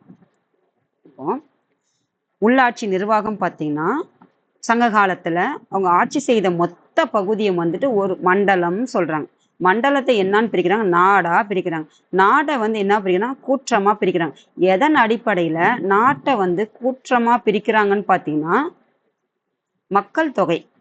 அந்த பகுதியில எவ்வளவு மக்கள் இருக்காங்க, அந்த மக்கள் எவ்வளவு பரப்பளவுல படர்ந்து இருக்கிறாங்க, அதுக்கப்புறம் அந்த மக்களுடைய தொன்மை, அவங்களுடைய எவ்வளவு காலமா அங்க இருக்கிறாங்க. பழமைனா என்னன்னு சொன்ன, தொன்மைனா பழமையான. அப்போ எவ்வளவு காலமா, எத்தனை ஆண்டு காலமாக அங்க மக்கள் அங்க வசிக்கிறாங்க, எவ்வளவு மக்கள் வசிக்கிறாங்க, எந்த பரப்பளவுல அவங்க எவ்வளவு பரப்பளவுல அந்த மக்கள் வசிக்கிறாங்க. இதன் அடிப்படையில தான் எதை பிரிக்கிறாங்க? நாடு என்பதை கூற்றமா பிரிக்கிறாங்கன்னு சொல்றாங்க. அப்போ இந்த கூற்றங்களை பிரிச்ச பிறகு என்னவா பிரிக்கிறாங்கன்னா ஊரை பிரிக்கிறாங்க. அப்போ இந்த ஊர் என்பது என்னன்னு சொல்றோம்னா கிராமம் தான் ஊரு. இந்த கிராமத்தையும் என்னன்னு பிரிக்கிறாங்கன்னா 3ஆ பிரிக்கிறாங்க. ஒண்ணு பேரூர், இன்னொன்னு சிற்றூர், இன்னொன்னு மூதூர். பேரூர் என்பது பெரிய ஊரு, சிற்றூர் என்பது சிறிய ஊரு, மூதூர் என்பது பழமையான ஊர். நான் உங்களுக்கு சொல்லியிருக்கேன், ஒவ்வொரு வார்த்தைக்கும் ஒவ்வொரு வார்த்தையிலையும் நீங்க நல்லா உள்வாங்கிட்டு தெரிஞ்சாதான் அடுத்தடுத்த பாடங்கள் உங்களுக்கு எளிமையாக இருக்கும். அதனாலதான் நான் இவ்வளவு அழுத்தி நேரம் ஆனாலும் பரவாயில்லன்ட்டு ஒவ்வொரு வார்த்தைக்கும் உங்களுக்கு அழுத்தம் கொடுத்து சொல்லிட்டு இருக்கேம்மா. என அழைக்கப்பட்டன கடற்கரையோர நகரங்கள். அப்போ ஒரு கிராமம் முடிஞ்சாச்சு, இப்போ நகரம் முடிஞ்சாச்சுன்னா கடற்கரையோர நகரங்கள், கிராம ஊர்கள் இருக்கு இல்லையா, அந்த ஊர்களுக்கு கடற்கரையோரம் இருக்கு. இப்போ இது கடற்கரை இருக்குன்னு பாத்தீங்கன்னா, இப்போ இந்த கடற்கரையோரம் இருக்குது இல்லையா, இதெல்லாம் உள்ள இருக்கிறதெல்லாம் ஊருங்க. இப்போ கடற்கரையோரம் இருக்கிறதுக்கெல்லாம் இதுக்கு என்ன அழைக்கப்படுதுன்னு பார்ப்போம். இது கடற்கரையோரமா ஊர்கள்லாம் இருக்கு இல்லையா, அந்த ஊர்களுக்கெல்லாம் என்னவென்று அழைக்கப்படும் பாருங்க. என்னென்ன அழைக்கப்பட்டதுன்னா பட்டினம், பட்டினம் என்று அழைக்கப்பட்டது. புகார் என்பது என்னன்னு பார்த்தீங்கன்னா துறைமுகங்களை குறிக்கிறது தான். ஒரு பொதுவான சொல் தான் புகார். இங்க பாருங்க, பட்டினம் பார்த்தேன் இல்லையா, இது காவேரி, பூம்பட்டினம், நாகப்பட்டினம். அப்போ இது கடற்கரையோரமா இந்த ஊர்கள் இருக்கிறதுனால கடற்கரையோரமா இருக்கிற பகுதிகளுக்கு என்னன்னு சொல்றோம்னா பட்டினம் சொல்றாங்க. அதுதான் காவேரி, பூம்பட்டினம், நாகப்பட்டினம் என்று அழைக்கப்படுகிறது. துறைமுகம் என்பது, புகார் என்பது துறைமுகங்களை குறிக்கிறது. பொதுவான சொல் தான் அந்த புகார். இது துறைமுகமா இருந்தது, தலைநகராகவும் இருந்திருக்கு.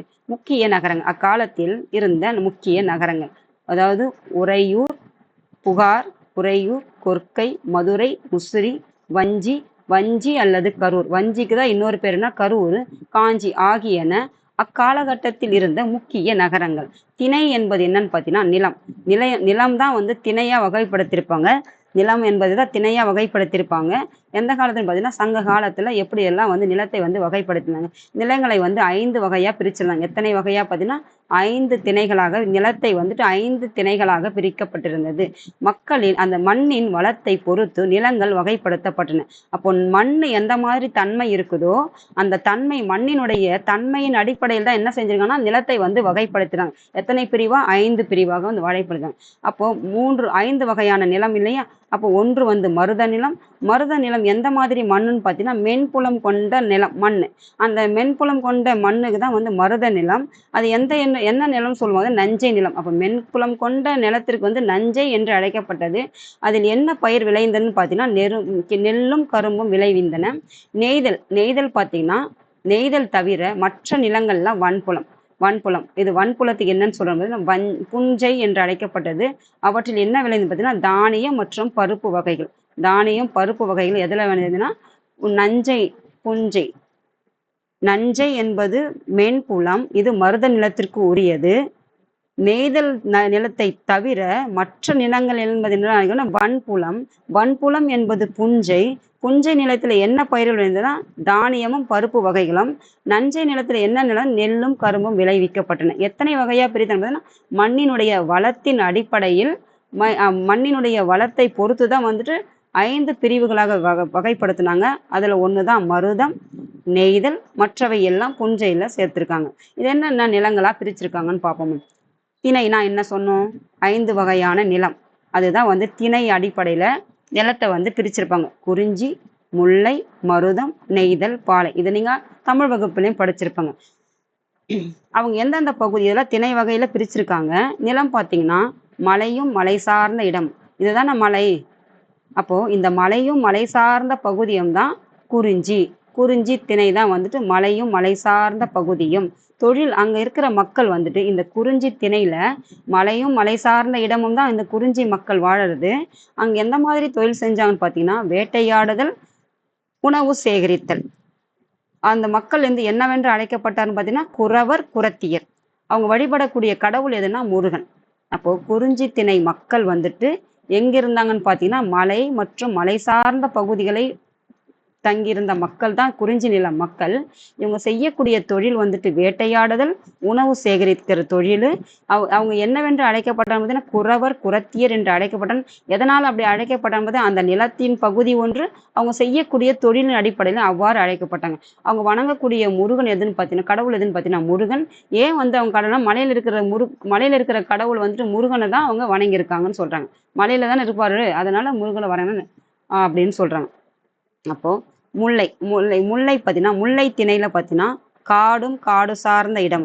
இப்போ மலை மலைப்பாங்கான இடங்கள். காடு என்பது அடர்ந்த மரங்களை உடைய பகுதி தானே காடு. இப்போ அந்த அடர்ந்த மரங்களை கொண்ட பகுதிக்கு காடு. இந்த பகுதியில வாழ்ந்த மக்கள் தான் முல்லை நில மக்கள். இவங்க எந்த மாதிரி வேலை செய்யணும்னா காட்டுல ஆடு மாடு, அதாவது ஆணிரை மேய்த்தல் என்பது ஆடு மாடு மேய்ப்பவர்கள். இவங்க ஆடு மாடு மேய்க்கிறதுனால ஆயர் ஆட்சியர் என்று அழைக்கப்பட்டாங்க. இவங்க வணங்கிய தெய்வம் எதுன்னு பார்த்தீங்கன்னா மாயோன் என்ற கடவுள்.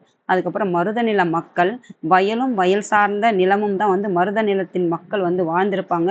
வயல் சார்ந்தும் எதுன்னு பார்த்தீங்கன்னா மக்கள் விவசாயம் செய்யக்கூடிய பகுதி தான் இந்த வயலும் வயல் சார்ந்த இடமும். இவங்க என்ன மாதிரி வேலை செஞ்சிருப்பாங்கன்னு பார்த்தீங்கன்னா தொழில் வேளாண்மை செய்வதால் உழவர் உயர்த்தீர் என்று அழைக்கப்பட்டாங்க. இவங்க வணங்கிய கடவுள் எதுன்னு பார்த்தீங்கன்னா எந்திரன். நெய்தல் பார்த்தீங்கன்னா நெய்தல் நில மக்கள் எங்க வாழ்ந்தாங்கன்னு பார்த்தீங்கன்னா கடல் சார்ந்த பகுதியில் வாழ்ந்த மக்கள் தான் நெய்தல் நில மக்கள். இவங்களுடைய தொழில் எதுன்னு பார்த்தீங்கன்னா மீன் பிடிக்கிறது, உப்பு உற்பத்தி செய்யறது. கடல்ல மீன் பிடிப்பாங்க, கடல்ல உப்பு உற்பத்தி செய்வாங்க. இதுதான் இந்த நெய்தல் நில மக்களுடைய தொழில். இவங்க என்னவென்று அழைக்கப்படாத தொழிலின் அடிப்படையில பரதர், நுளத்தியர். இவங்க கடவுள் வணங்கியது கடவுள் யாருன்னா வருணன். பாலை நில மக்கள் பார்த்தீங்கன்னா வறண்ட நிலம். பாலை என்பது என்னன்னு சொல்றாங்கன்னா வறண்ட நிலப்பகுதியில பாலைவனத்துல வசிக்கிற மக்கள் தான் பாலைன்னு சொல்றாங்க. இவங்க எந்த மாதிரி தொழில் செய்வாங்கன்னு பார்த்தீங்கன்னா வீர செயல்கள், சண்டையிடுறது, அந்த மாதிரி வீர தீர செயல்கள் புரியக்கூடியதான் இந்த பாலை நில மக்கள். இவர்கள் மறவர் மறத்தியர் என்று அழைக்கப்பட்டவங்க. இவங்க வணங்கிய தெய்வம் எதுன்னு பார்த்தீங்கன்னா கொற்றவை. அப்போ சங்க காலத்துல பெண்களின் நிலை எப்படி இருந்ததுன்னு பார்ப்போம்.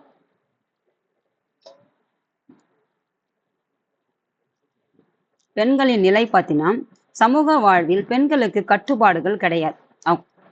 அந்த காலத்துல சங்க காலத்துல பெண்களுக்கு கட்டுப்பாடு கிடையாது. ஏன்னா கற்றறிந்த அறிவு கூர்முடைய பெண்கள் இருந்தாங்க. அப்போ படிச்சிருந்தாங்க, அறிவும் இருந்தது.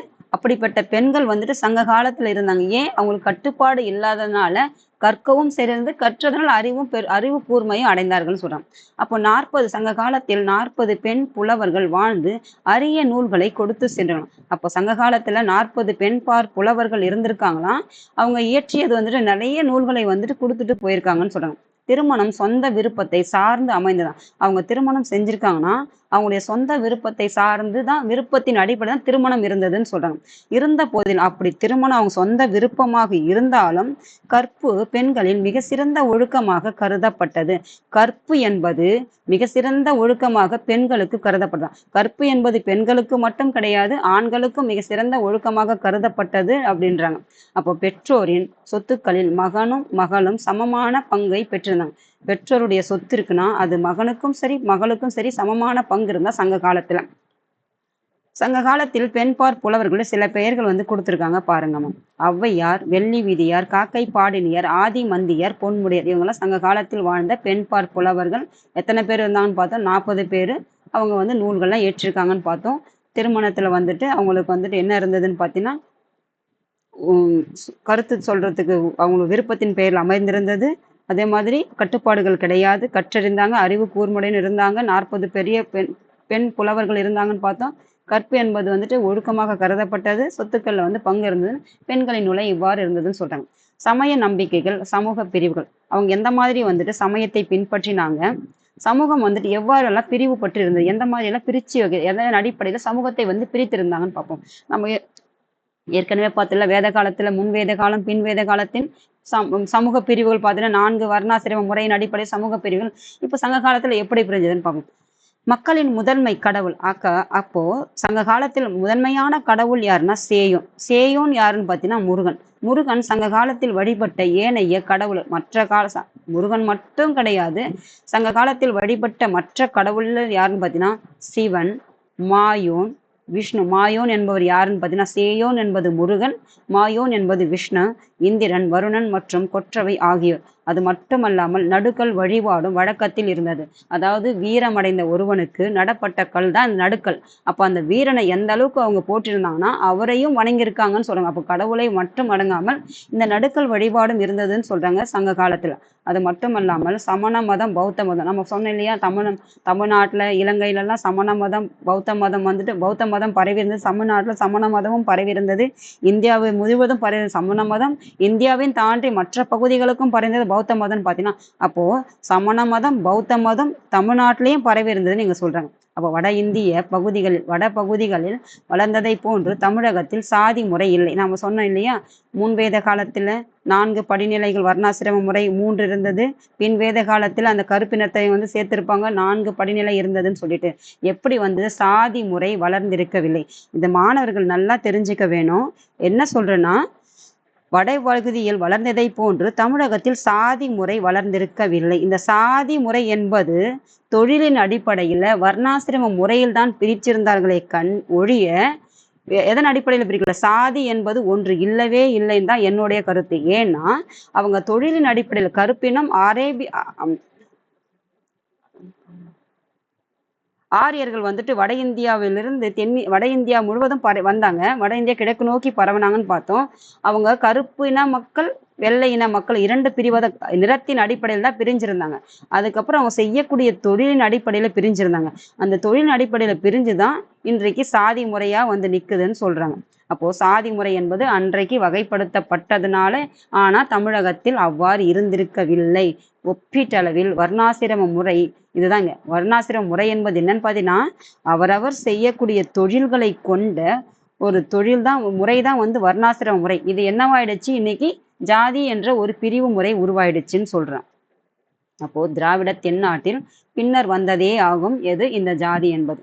அப்போ வீரக்கல் அல்லது நடுக்கல். வீரக்கல் என்பதுனா என்னன்னு பார்ப்போம். பண்டைய காலத்தில், இப்ப இல்ல, பண்டைய கால தமிழர்கள் போர்க்களத்தில் சண்டை போட போகும்போது மரணமுற்ற வீரர்கள் மேல் பெரும் மரியாதை கொண்டிருந்தாங்க. அப்போ யார் போயிட்டு சண்டையில வீர மரணம் அடைகிறாங்களோ அவர்கள் மேல் பண்டைய காலத்து மக்கள் பெரும் மரியாதை கொண்டிருந்தாங்க.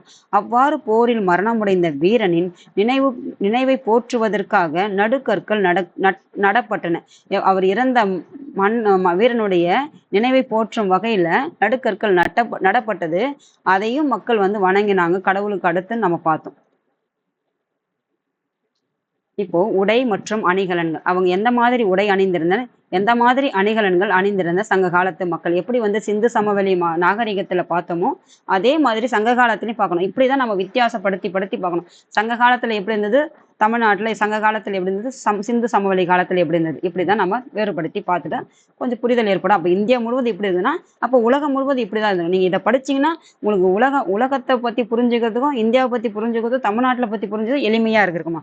உடை மற்றும் அணிகலன் எந்த மாதிரி, பொருளாதார வசதி மிக்க மக்கள். அப்போ பொருளாதாரத்துல கொஞ்சம் மேம்பட்ட வசதியான மக்கள் வந்துட்டு மஸ்லின், பட்டு, நேர்த்தியான பருத்தி இழை துணிகளால் ஆன ஆடைகளை அணிந்தனர். கொஞ்சம் வசதியான மக்கள் அக்காலத்திலேயே சங்க காலத்திலேயே கிமு 3 கிபி 3 மக்களை வந்துட்டு வசதி படைத்தவர்கள் சாதாரண மக்கள் என்று வகைப்படுத்தியிருக்காங்க. அப்போ வசதி படைத்த மக்கள் என்ன மாதிரி துணின்னு பார்த்தீங்கன்னா மஸ்லின், பட்டு, நேர்த்தியான பருத்தி இழை இதால் ஆன ஆடைகளை அணிந்திருக்காங்க.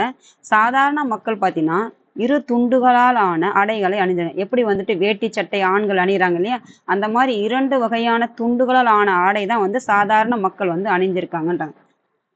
சங்க இலக்கியங்கள் பார்த்தீங்கன்னா பாம்பின் தோலை காட்டிலும் மென்மையான துணிகளை, அதாவது மென்மையான துணிகளுக்கு என்னவென்று அழைக்கப்பட்டதுன்னா கலிங்கம் பற்றி குறிப்பிடணும். எந்த இலக்கியம் பார்த்தீங்கன்னா சங்க காலத்தில் இயற்றப்பட்ட இலக்கியங்கள் அக்காலத்தில் அணிந்த துணிகள் எப்படி இருந்ததுன்னா மென்மையான துணிகளாம். எதன் மாதிரினா பாம்பினுடைய தோலை காட்டிலும் மென்மையாக இருந்ததாம். அந்த மென்மையான துணிகளுக்கு என்னன்னா கலிங்கம் சொல்றாங்க. இதுதான் சங்க இலக்கியத்துல குறிப்பிடப்பட்டது. அப்போ சங்க இலக்கியத்துல பெண்களுடைய நிலை பார்த்தீங்கன்னா பார்த்தாச்சு. அவங்க கூந்தலில் பூக்களால் அலங்கரிக்கப்பட்டனர். நாம பார்த்தோம் இல்லையா, சிந்துவெளி நாகரிகத்துல பெண்கள் எப்படியெல்லாம் அலங்காரம் பண்ணிக்கிட்டோம் அதே மாதிரிதான் சங்க காலத்துல பெண்கள் ஆண்களும் பெண்களும் விதவிதமான அணிகலன்களை விரும்பி அணிந்தனர். சங்க காலத்திலயும் சரி சிந்துவெளி நாகரிகத்திலும் ஆண்கள் பெண்களும் இருபாலரும் அணிகலன்கள் விரும்பி அணிந்தனர்னு பார்க்கலாம்.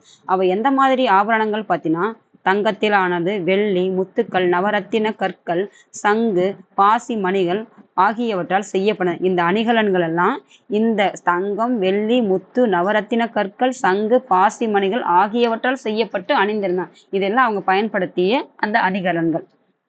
கலை எப்படி இருந்தது, அவங்களுடைய கலைத்திறன் பார்த்தோம் இல்லையா, கலைத்திறன்கள் அடிப்படையில் தானே மக்களை பிரித்து வச்சிருந்தாங்க. அப்போ கலைத்திறன்கள் சங்க காலத்தில் எப்படி இருந்ததுன்னு பார்ப்போம்.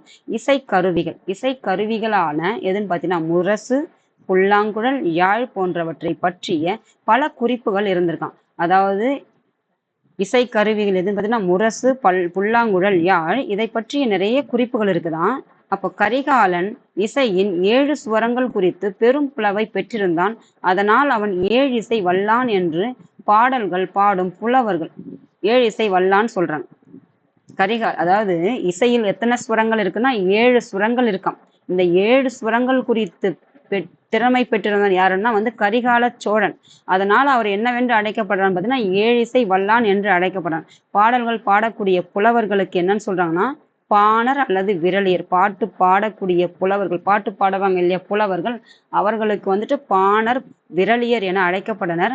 கணிகையர் என்பவர் யாருன்னு பார்த்தீங்கன்னா நடனங்களை நிகழ்த்தனர். யார் வந்து நடனங்களை நிகழ்த்துறாங்களோ அவர்களுக்கு வந்துட்டு கணிகையர் என்றும், கூத்து என்பது என்னன்னு பார்த்தீங்கன்னா நாட்டுப்புற நாடகம். இதுதான் வந்துட்டு கூத்து. இது எல்லாம் சங்க காலத்தில் இருந்த இலக்கிய சான்றுகளா சொல்றாங்க. இதெல்லாம் இலக்கியம் அவங்க பயன்படுத்திய கலைகள். சங்ககால மக்களுடைய மிக முக்கியமான பண்பாட்டு அம்சமாக இதெல்லாம் மொத்தம் அவங்களுடைய பண்பாட்டு அம்சமாக இருந்தது. அது மட்டுமல்லாமல் முத்தமிழ் என்னும் கோட்பாட்டை உருவாக்கியவர் யாருன்னு பார்த்தீங்கன்னா சங்க காலத்தை சார்ந்தவங்க தான் வந்துட்டு முத்தமிழ் என்பது கோட்பாட்டை உருவாக்கினா. முத்தமிழ் என்பது பார்த்தீங்கன்னா இயல், இசை, நாடகம் இதுதான் வந்து முத்தமிழ் என்ற ஒரு கோட்பாடு. தொழில் சங்க காலத்துல மக்களின் மிக முக்கியமான தொழில்கள் வேளாண்மை, ஆணிரை மேய்த்தல், மீன் பிடித்தல், வேட்டையாடுதல் ஆகியன. அதாவது நம்ம பார்த்த ஒவ்வொரு திணைக்கும் மண்ணின் அடிப்படையில பிரிச்சிருப்பாங்கன்ட்டு அந்த அடிப்படையில் மக்கள் வாழ்ந்தாங்கன்னு பார்த்தோம். அப்போ அவங்கவுங்க தொழில் அந்தந்த இடத்துக்கு தகுந்த மாதிரி தொழில் செஞ்சாங்கன்னு பார்த்தோம். அப்போ வேளாண்மை, ஆணிரை மேய்த்தல், மீன் பிடிக்கிறது, வேட்டையாடுறது இது எல்லாம் வந்து அக்காலகட்டத்தில் நிகழ்ந்த தொழில்கள் இருந்தாலும் மற்ற சில தொழில்களும் இருந்ததாம். ஏன்னா பல வகையான மக்கள் இருந்தாங்க இல்லையா, அப்போ அவங்கவுங்க திறன் இருக்கு இல்லையா. அப்போ எந்த மாதிரின்னு பார்த்தீங்கன்னா கைவினை தொழில் செய்வோரான தச்சர், கொல்லர், பொற்கொள்ளர், மட்பாண்டம் செய்வோர் இருந்துருங்க. அது மட்டும் அல்லாமல் நெசவு செய்வது, விவசாயம் செய்வோரின் மிக பொதுவான பகுதி நேர தொழிலாக. அப்போ சங்க காலத்திலேயே என்ன செஞ்சிருக்கோம்னா பகுதி நேர தொழில் வந்துட்டு சங்க காலத்திலே செஞ்சிருக்கோம். எந்த தொழில நெசவு செய்யல யார் செஞ்சிருக்காங்கன்னா விவசாயம் செய்யறவங்க வந்துட்டு பகுதி நேர தொழிலாக விவசாயம் செய்யறது தவிர்த்து நெசவு செயலையும் மேற்கொண்டிருக்காங்க. எப்போ? சங்க காலத்துல. ஒரு சிலருக்கு பார்த்தீங்கன்னா பலருக்கு வந்துட்டு அன்றாட முழு நேர தொழிலாகவும் நெசவு இருந்திருக்கு. அப்போ நெசவு செய்யற மக்கள் வந்துட்டு விவசாயம் செய்யற மக்கள் வந்துட்டு நெசவு செய்வது பகுதி தொழிலாகவும், சில மக்களுக்கு வந்துட்டு விவசாயம் நடைபெறாத காலகட்டத்தில் முழு நேர தொழிலாகவும் இந்த நெசவு தொழிலை வந்து செஞ்சிருக்காங்கன்னு சொல்றாங்க. விழாக்கள் பொழுதுபோக்குகள்லாம் பார்த்தீங்கன்னா அவங்க எந்த மாதிரி விழாக்கள் வந்துட்டு கொண்டாடி இருப்பாங்க, எந்த மாதிரியான பொழுதுபோக்கு நிகழ்ச்சிகள்லாம் அவங்க செஞ்சிருப்பாங்கன்னு பார்ப்போம். மக்கள் பல்வேறு விழாக்களை கொண்டாடினார். எந்த மாதிரி விழாக்கள் பார்த்தீங்கன்னா அறுவடை திருநாள். அறுவடை திருநாள் என்பது என்னன்னா நாம் இப்போது கொண்டாடக்கூடிய இந்த பொங்கல் திருவிழா தான் வந்து அறுவடை திருநாள் சொல்றாங்க. கார்த்திகை தீபம் நாம கொண்டாடக்கூடிய கார்த்திகை தீப திருவிழா வந்துட்டு சங்க காலத்திலே வந்துட்டு கொண்டாடிருக்காங்க. ஆகியவற்றின் சில இந்திர விழா பார்த்தீங்கன்னா தலைநகரில் கொண்டாடப்பட்டது. நம்ம தலைநகர்லாம் பார்த்தீங்கன்னா மதுரை தலைநகர்லாம் பார்த்தோம். அப்போ அந்த தலைநகர்ல மட்டும்தான் இந்த இந்திர விழா கொண்டாடுவாங்க. தலைநகர் பல வேடிக்கை நிகழ்ச்சிகளும் விளையாட்டுகளும் நடைபெற்றன. வேடிக்கையான விளையாட்டு நிகழ்ச்சிகளும் நடைபெற்றதா. எந்த மாதிரிலாம் பார்த்தீங்கன்னா நடனமாடுதல், எருது சண்டை, சேவல் சண்டை, தாயமாடுதல், வேட்டையாடுதல், மல்யுத்தம் செய்தல், ஊஞ்சலாடுதல் ஆகியன முக்கியனமாகும். இதெல்லாம் வந்துட்டு அந்த பொழுதுபோக்கு நிகழ்ச்சிக்காக நடத்தப்பட்ட விளையாட்டுகள். நடனம் ஆடுறது, எருது சண்டை, சேவல் சண்டை, தாயமாடுதல், வேட்டையாடுதல், மல்யுத்தம் செய்தல், ஊஞ்சலாடுதல் போன்றவை சங்க காலத்தில் மேற்கொண்ட பொழுதுபோக்கு நிகழ்வுகள். அது மட்டுமல்லாமல் குழந்தைகளும் சில விளையாட்டு விளையாடுப்பாங்கன்னா அவங்க வந்து பொம்மைகள் வண்டி ஓட்டுறது, மணல் வீடு கட்டியும் பொம்மை வண்டி ஓட்டுறது, மணல் வீடு கட்டுறது இதெல்லாம் குழந்தைகள் விளையாடக்கூடிய விளையாட்டு. அப்போ வணிகம் எப்படி இருந்ததுன்னு பார்த்தோம். சங்க காலத்துல வணிகம் வந்துட்டு 3 வகையா பிரிச்சிருப்பாங்க. ஒண்ணு வந்துட்டு உள்ளூர், இன்னொன்று வந்து உள்நாட்டில், இன்னொன்று வந்துட்டு கடல் கடந்து வெளிநாட்டில் 3 வகையா பிரிச்சிருப்பாங்க. உள்ளூர்னா அவங்க இருந்த பகுதி, உள்நாடு என்பது அந்த ஆட்சி பகுதி முழுவதும், வெளிநாடு என்பது அவங்க ஆட்சி இருந்த பகுதியை தவிர்த்து பிற நாடுகள், இதுதான் வந்து வெளிநாடு. உள்ளூர் என்பது அவங்க வசித்த பகுதி, உள்நாடு என்பது அந்த நாடு முழுவதும், சேர நாடு முழுவதும், அதுதான் வந்து உள்நாடு. அதை தவிர்த்து தான் வந்து வெளிநாட்டில். இது 3 வகையா பிரிச்சிருக்காங்க அவங்களுடைய வணிகத்தை. இக்காலப்பகுதியில் தமிழர்கள் மேற்கொண்ட விரிவான மற்றும் லாபகரமான வெளிநாட்டு வணிகம் தமிழ் மக்கள் மிக சிறந்த கடலோடிகள் என்பதை மெய்ப்பிக்கிறதாம். அதாவது இதெல்லாம் அவங்க செஞ்சதுனால வெளிநாட்டு கடல் கடைந்த வணிகம் செஞ்சதுனால சிறந்த கடலோடிகளாகவும் தமிழ்நாட்டில் இருந்திருக்காங்க சங்ககால மக்கள் அப்படின்னு சொல்றாங்க. கடற்கரையோரமாக பொருட்களை பாதுகாப்பாக வைப்பதற்காக சேமிப்பு கிடங்குகள். நம்ம பார்த்தோம் இல்லையா, சிந்து சமவெளியில் தானிய களஞ்சியம் பார்த்தோம் இல்லையா, அதே மாதிரி இந்த பொருட்கள்லாம் கடற்கரையோரமா ஏன்னா மாதக்கணக்கில் ஆகும் போக வர்றதுக்கு. அப்போ கடற்கரையோரம் தான் அவங்க வணிகமே நடைபெற்றது. அப்போ கடற்கரையோரம் பொருட்களை வைக்கணும்னா அவங்க என்ன செஞ்சாங்க, சேமிப்பு கிடங்குலாம் கட்டப்பட்டதுன்னு சொல்றாங்க. அப்போ சேமிப்பு கிடங்குகள் கட்டப்பட்டது மட்டுமல்லாமல் முக்கிய துறைமுகங்களில் கலங்கரை வீக்கம். அப்போ பூம்புகார் வந்து இப்போ முக்கிய துறைமுகம்னு வச்சு அங்கே என்ன இருக்கணும், கலங்கரை விலங்கு சுடர் இருக்குதான். அந்த கலங்கரை விலங்கு சுடர் எதுக்குன்னு சொல்றேன்னா ஒளி விளக்கு கோபுரங்கள் இருந்ததுன்னா இந்த கலங்கரை விலங்கு சுடர் என்பது ஒளி விளக்கு கோபுரங்கள். அதாவது வந்துட்டு துறைமுகம் இருக்குதுன்னா கடல்ல பயணிக்கிறவங்க வந்துட்டு எங்க இருக்குதுன்னே தெரியாது துறைமுகம். எப்போ அவங்க மற்ற நாட்டுல இருந்து இங்க வராங்கன்னா எங்க துறைமுகம், அப்போ இந்த கலங்கரை விலங்கு சுடர் எங்க விளக்கு எரியுதோ அந்த விளக்கினுடைய அடிப்படையில இங்க துறைமுகம் இருக்குன்னு கப்பல்ல பயணிக்கிறவங்க வருவாங்க. அதுக்காக அந்த காலகட்டத்தில் இதெல்லாம் இருந்ததுன்னு சொல்றாங்க சங்க காலத்துல. வணிகர்கள் விற்பனை பொருட்களை பல இடங்களுக்கு எருதுகள் பூட்டிய கூண்டு வண்டிகளில் எடுத்து சென்றாங்க. அப்போ வணிகர்கள் இருந்தாங்க. வணிகர்கள் வந்து அவங்க பொருட்கள்லாம் எதில் எடுத்துட்டு போனான்னு பார்த்தீங்கன்னா எருதுகள் பூட்டிய கூண்டு வண்டிகள் எடுத்து சென்றன. பண்டமாற்று முறை பரவலாக வழக்கத்தில் இருந்தது. நம்ம ஏற்கனவே பார்த்துருப்போம். பண்டமாற்று முறை வந்துட்டு இருந்தது. அப்படியே தான் நகரம் பெருநகரெல்லாம் உருவாயிட்டு நகரத்துக்கே நம்மளுடைய நகர நாகரிகத்தையே கொண்டு போச்சுன்னு பார்ப்போம். அப்போ பண்டமாற்று முறை என்பது வழக்கத்தில் இருந்ததுன்றாங்க. அது மட்டும் இல்லாமல் புகார், மதுரை போன்ற முக்கியமான நகரங்கள் 2 வகையான சந்தைகள் இருந்துன்னு சொல்றாங்க. ஒன்று வந்துட்டு நாலங்காடை, இன்னொன்று வந்துட்டு அல்லங்காடை. அப்போ எங்க இருந்துன்னு பார்த்தீங்கன்னா இது ரெண்டும் மதுரையில் இருந்தன. அப்போ மதுரையில் நாலங்காடு எனப்படும் காலை நேர சந்தையும் அல்லங்காடு எனப்படும் மாலை நேர சந்தையாகும் 2 வகையான சந்தைகள் எங்கிருந்தா மதுரையில். இந்த சந்தையில் பல்வகைப்பட்ட பொருட்கள் வந்துட்டு விற்கப்பட்டன, வாங்கப்பட்டன. மலபார் மிளகு, கருமிளகு. இந்த கருமிளகு வந்துட்டு என்ன பண்ணியிருக்காங்கன்னு பார்க்கலாம். எகிப்து அரசர் யாருன்னு பார்த்தீங்கன்னா 2ஆம் ராமசேஸ். எகிப்து அரசன் தான் வந்துட்டு இந்த 2ஆம் ராமசேஸ் அவருடைய பதப்படுத்தப்பட்ட உடல் பத்து திறக்கப்பட்ட போது எகிப்து அரசர் வந்துட்டு 2ஆம் ராமசேஸ் உடைய உடல் வந்துட்டு பதப்பட்டு இருந்ததாம். அந்த உடலை வந்துட்டு தொல்லியல் அறிஞர்கள் வந்து திறந்து பார்க்கும்போது அவருடைய உடல் என்ன இருந்தா நாசினா மூக்கு, அவருடைய நாசிலும் மூக்கிலையும் நாசி என்பது மூக்கு. நாசியிலும் அடி வயிற்றிலும் கருமிளகு கதிர் வந்துட்டு அடைக்கப்பட்டிருந்ததை கண்டாங்க. அப்போ மூக்கு மற்றும் அடி வயிற்று பகுதியில கருமிளகு கதிர் வந்து அடைக்கப்படும். ஏன் அப்படி அடைச்சாங்க பார்த்தீங்கன்னா, இவ்வாறு பதப்படுத்தி உடலை பாதுகாப்பது. உடலை வந்து நீண்ட நாட்களுக்கு கெட்டு போகாமல் பதப்படுத்தி வைக்கப்படுவதுதான் இந்த பதப்படுத்துது. எதைனா கருமிளகை கொண்டு பதப்படுத்திருக்காங்க. அப்போ அந்த பழக்கம் வந்துட்டு பண்டைய நாட்களில் இருந்திருக்குது அப்படின்னு சொல்லிட்டு யார் சொன்னா, தொல்லியல் அறிஞர்கள் வந்து சொல்லியிருக்காங்க. அது மட்டுமல்லாமல் நகரங்கள் பார்த்தோம். இப்போ துறைமுகங்கள். இதெல்லாம் துறைமுகங்கள் பார்த்தீங்கன்னா, பூம்புகார் துறைமுகம் பார்த்தோம். அது பூம்புகார் துறைமுகம், முசிறி, தொண்டி, கொர்க்கை இவையும் துறைமுக நகரங்கள். ஏற்றுமதி பொருட்கள். நாம என்ன ஏற்கனவே நம்ம பார்த்திருக்கோம். ஏற்றுமதினா என்ன? இறக்குமதினா என்ன? ஏற்றுமதி என்பது நமக்கு தேவைக்கு போக மற்ற நாடுகளுக்கு கொடுப்பதுதான் வந்து ஏற்றுமதி. இறக்குமதி என்பது நம் நாட்டில் பற்றாக்குறை இருக்கும், நம்ம நாட்டில் உற்பத்தி செய்யாத பொருட்கள் மற்ற நாடுகளிலிருந்து பெறப்படுவதுதான் இறக்குமதி. அப்போ நம்ம நாட்டுல உற்பத்தி செய்யப்பட்டு நமக்கு தேவைக்கு போக மற்ற நாடுகளுக்கு கொடுப்பதுதான் இந்த ஏற்றுமதி. இந்த ஏற்றுமதி செய்யப்பட்ட பொருட்கள் எதுன்னு பார்த்தீங்கன்னா உப்பு, இதையெல்லாம் நம்ம நாட்டுல விளைவிக்கப்பட்ட பொருட்கள்.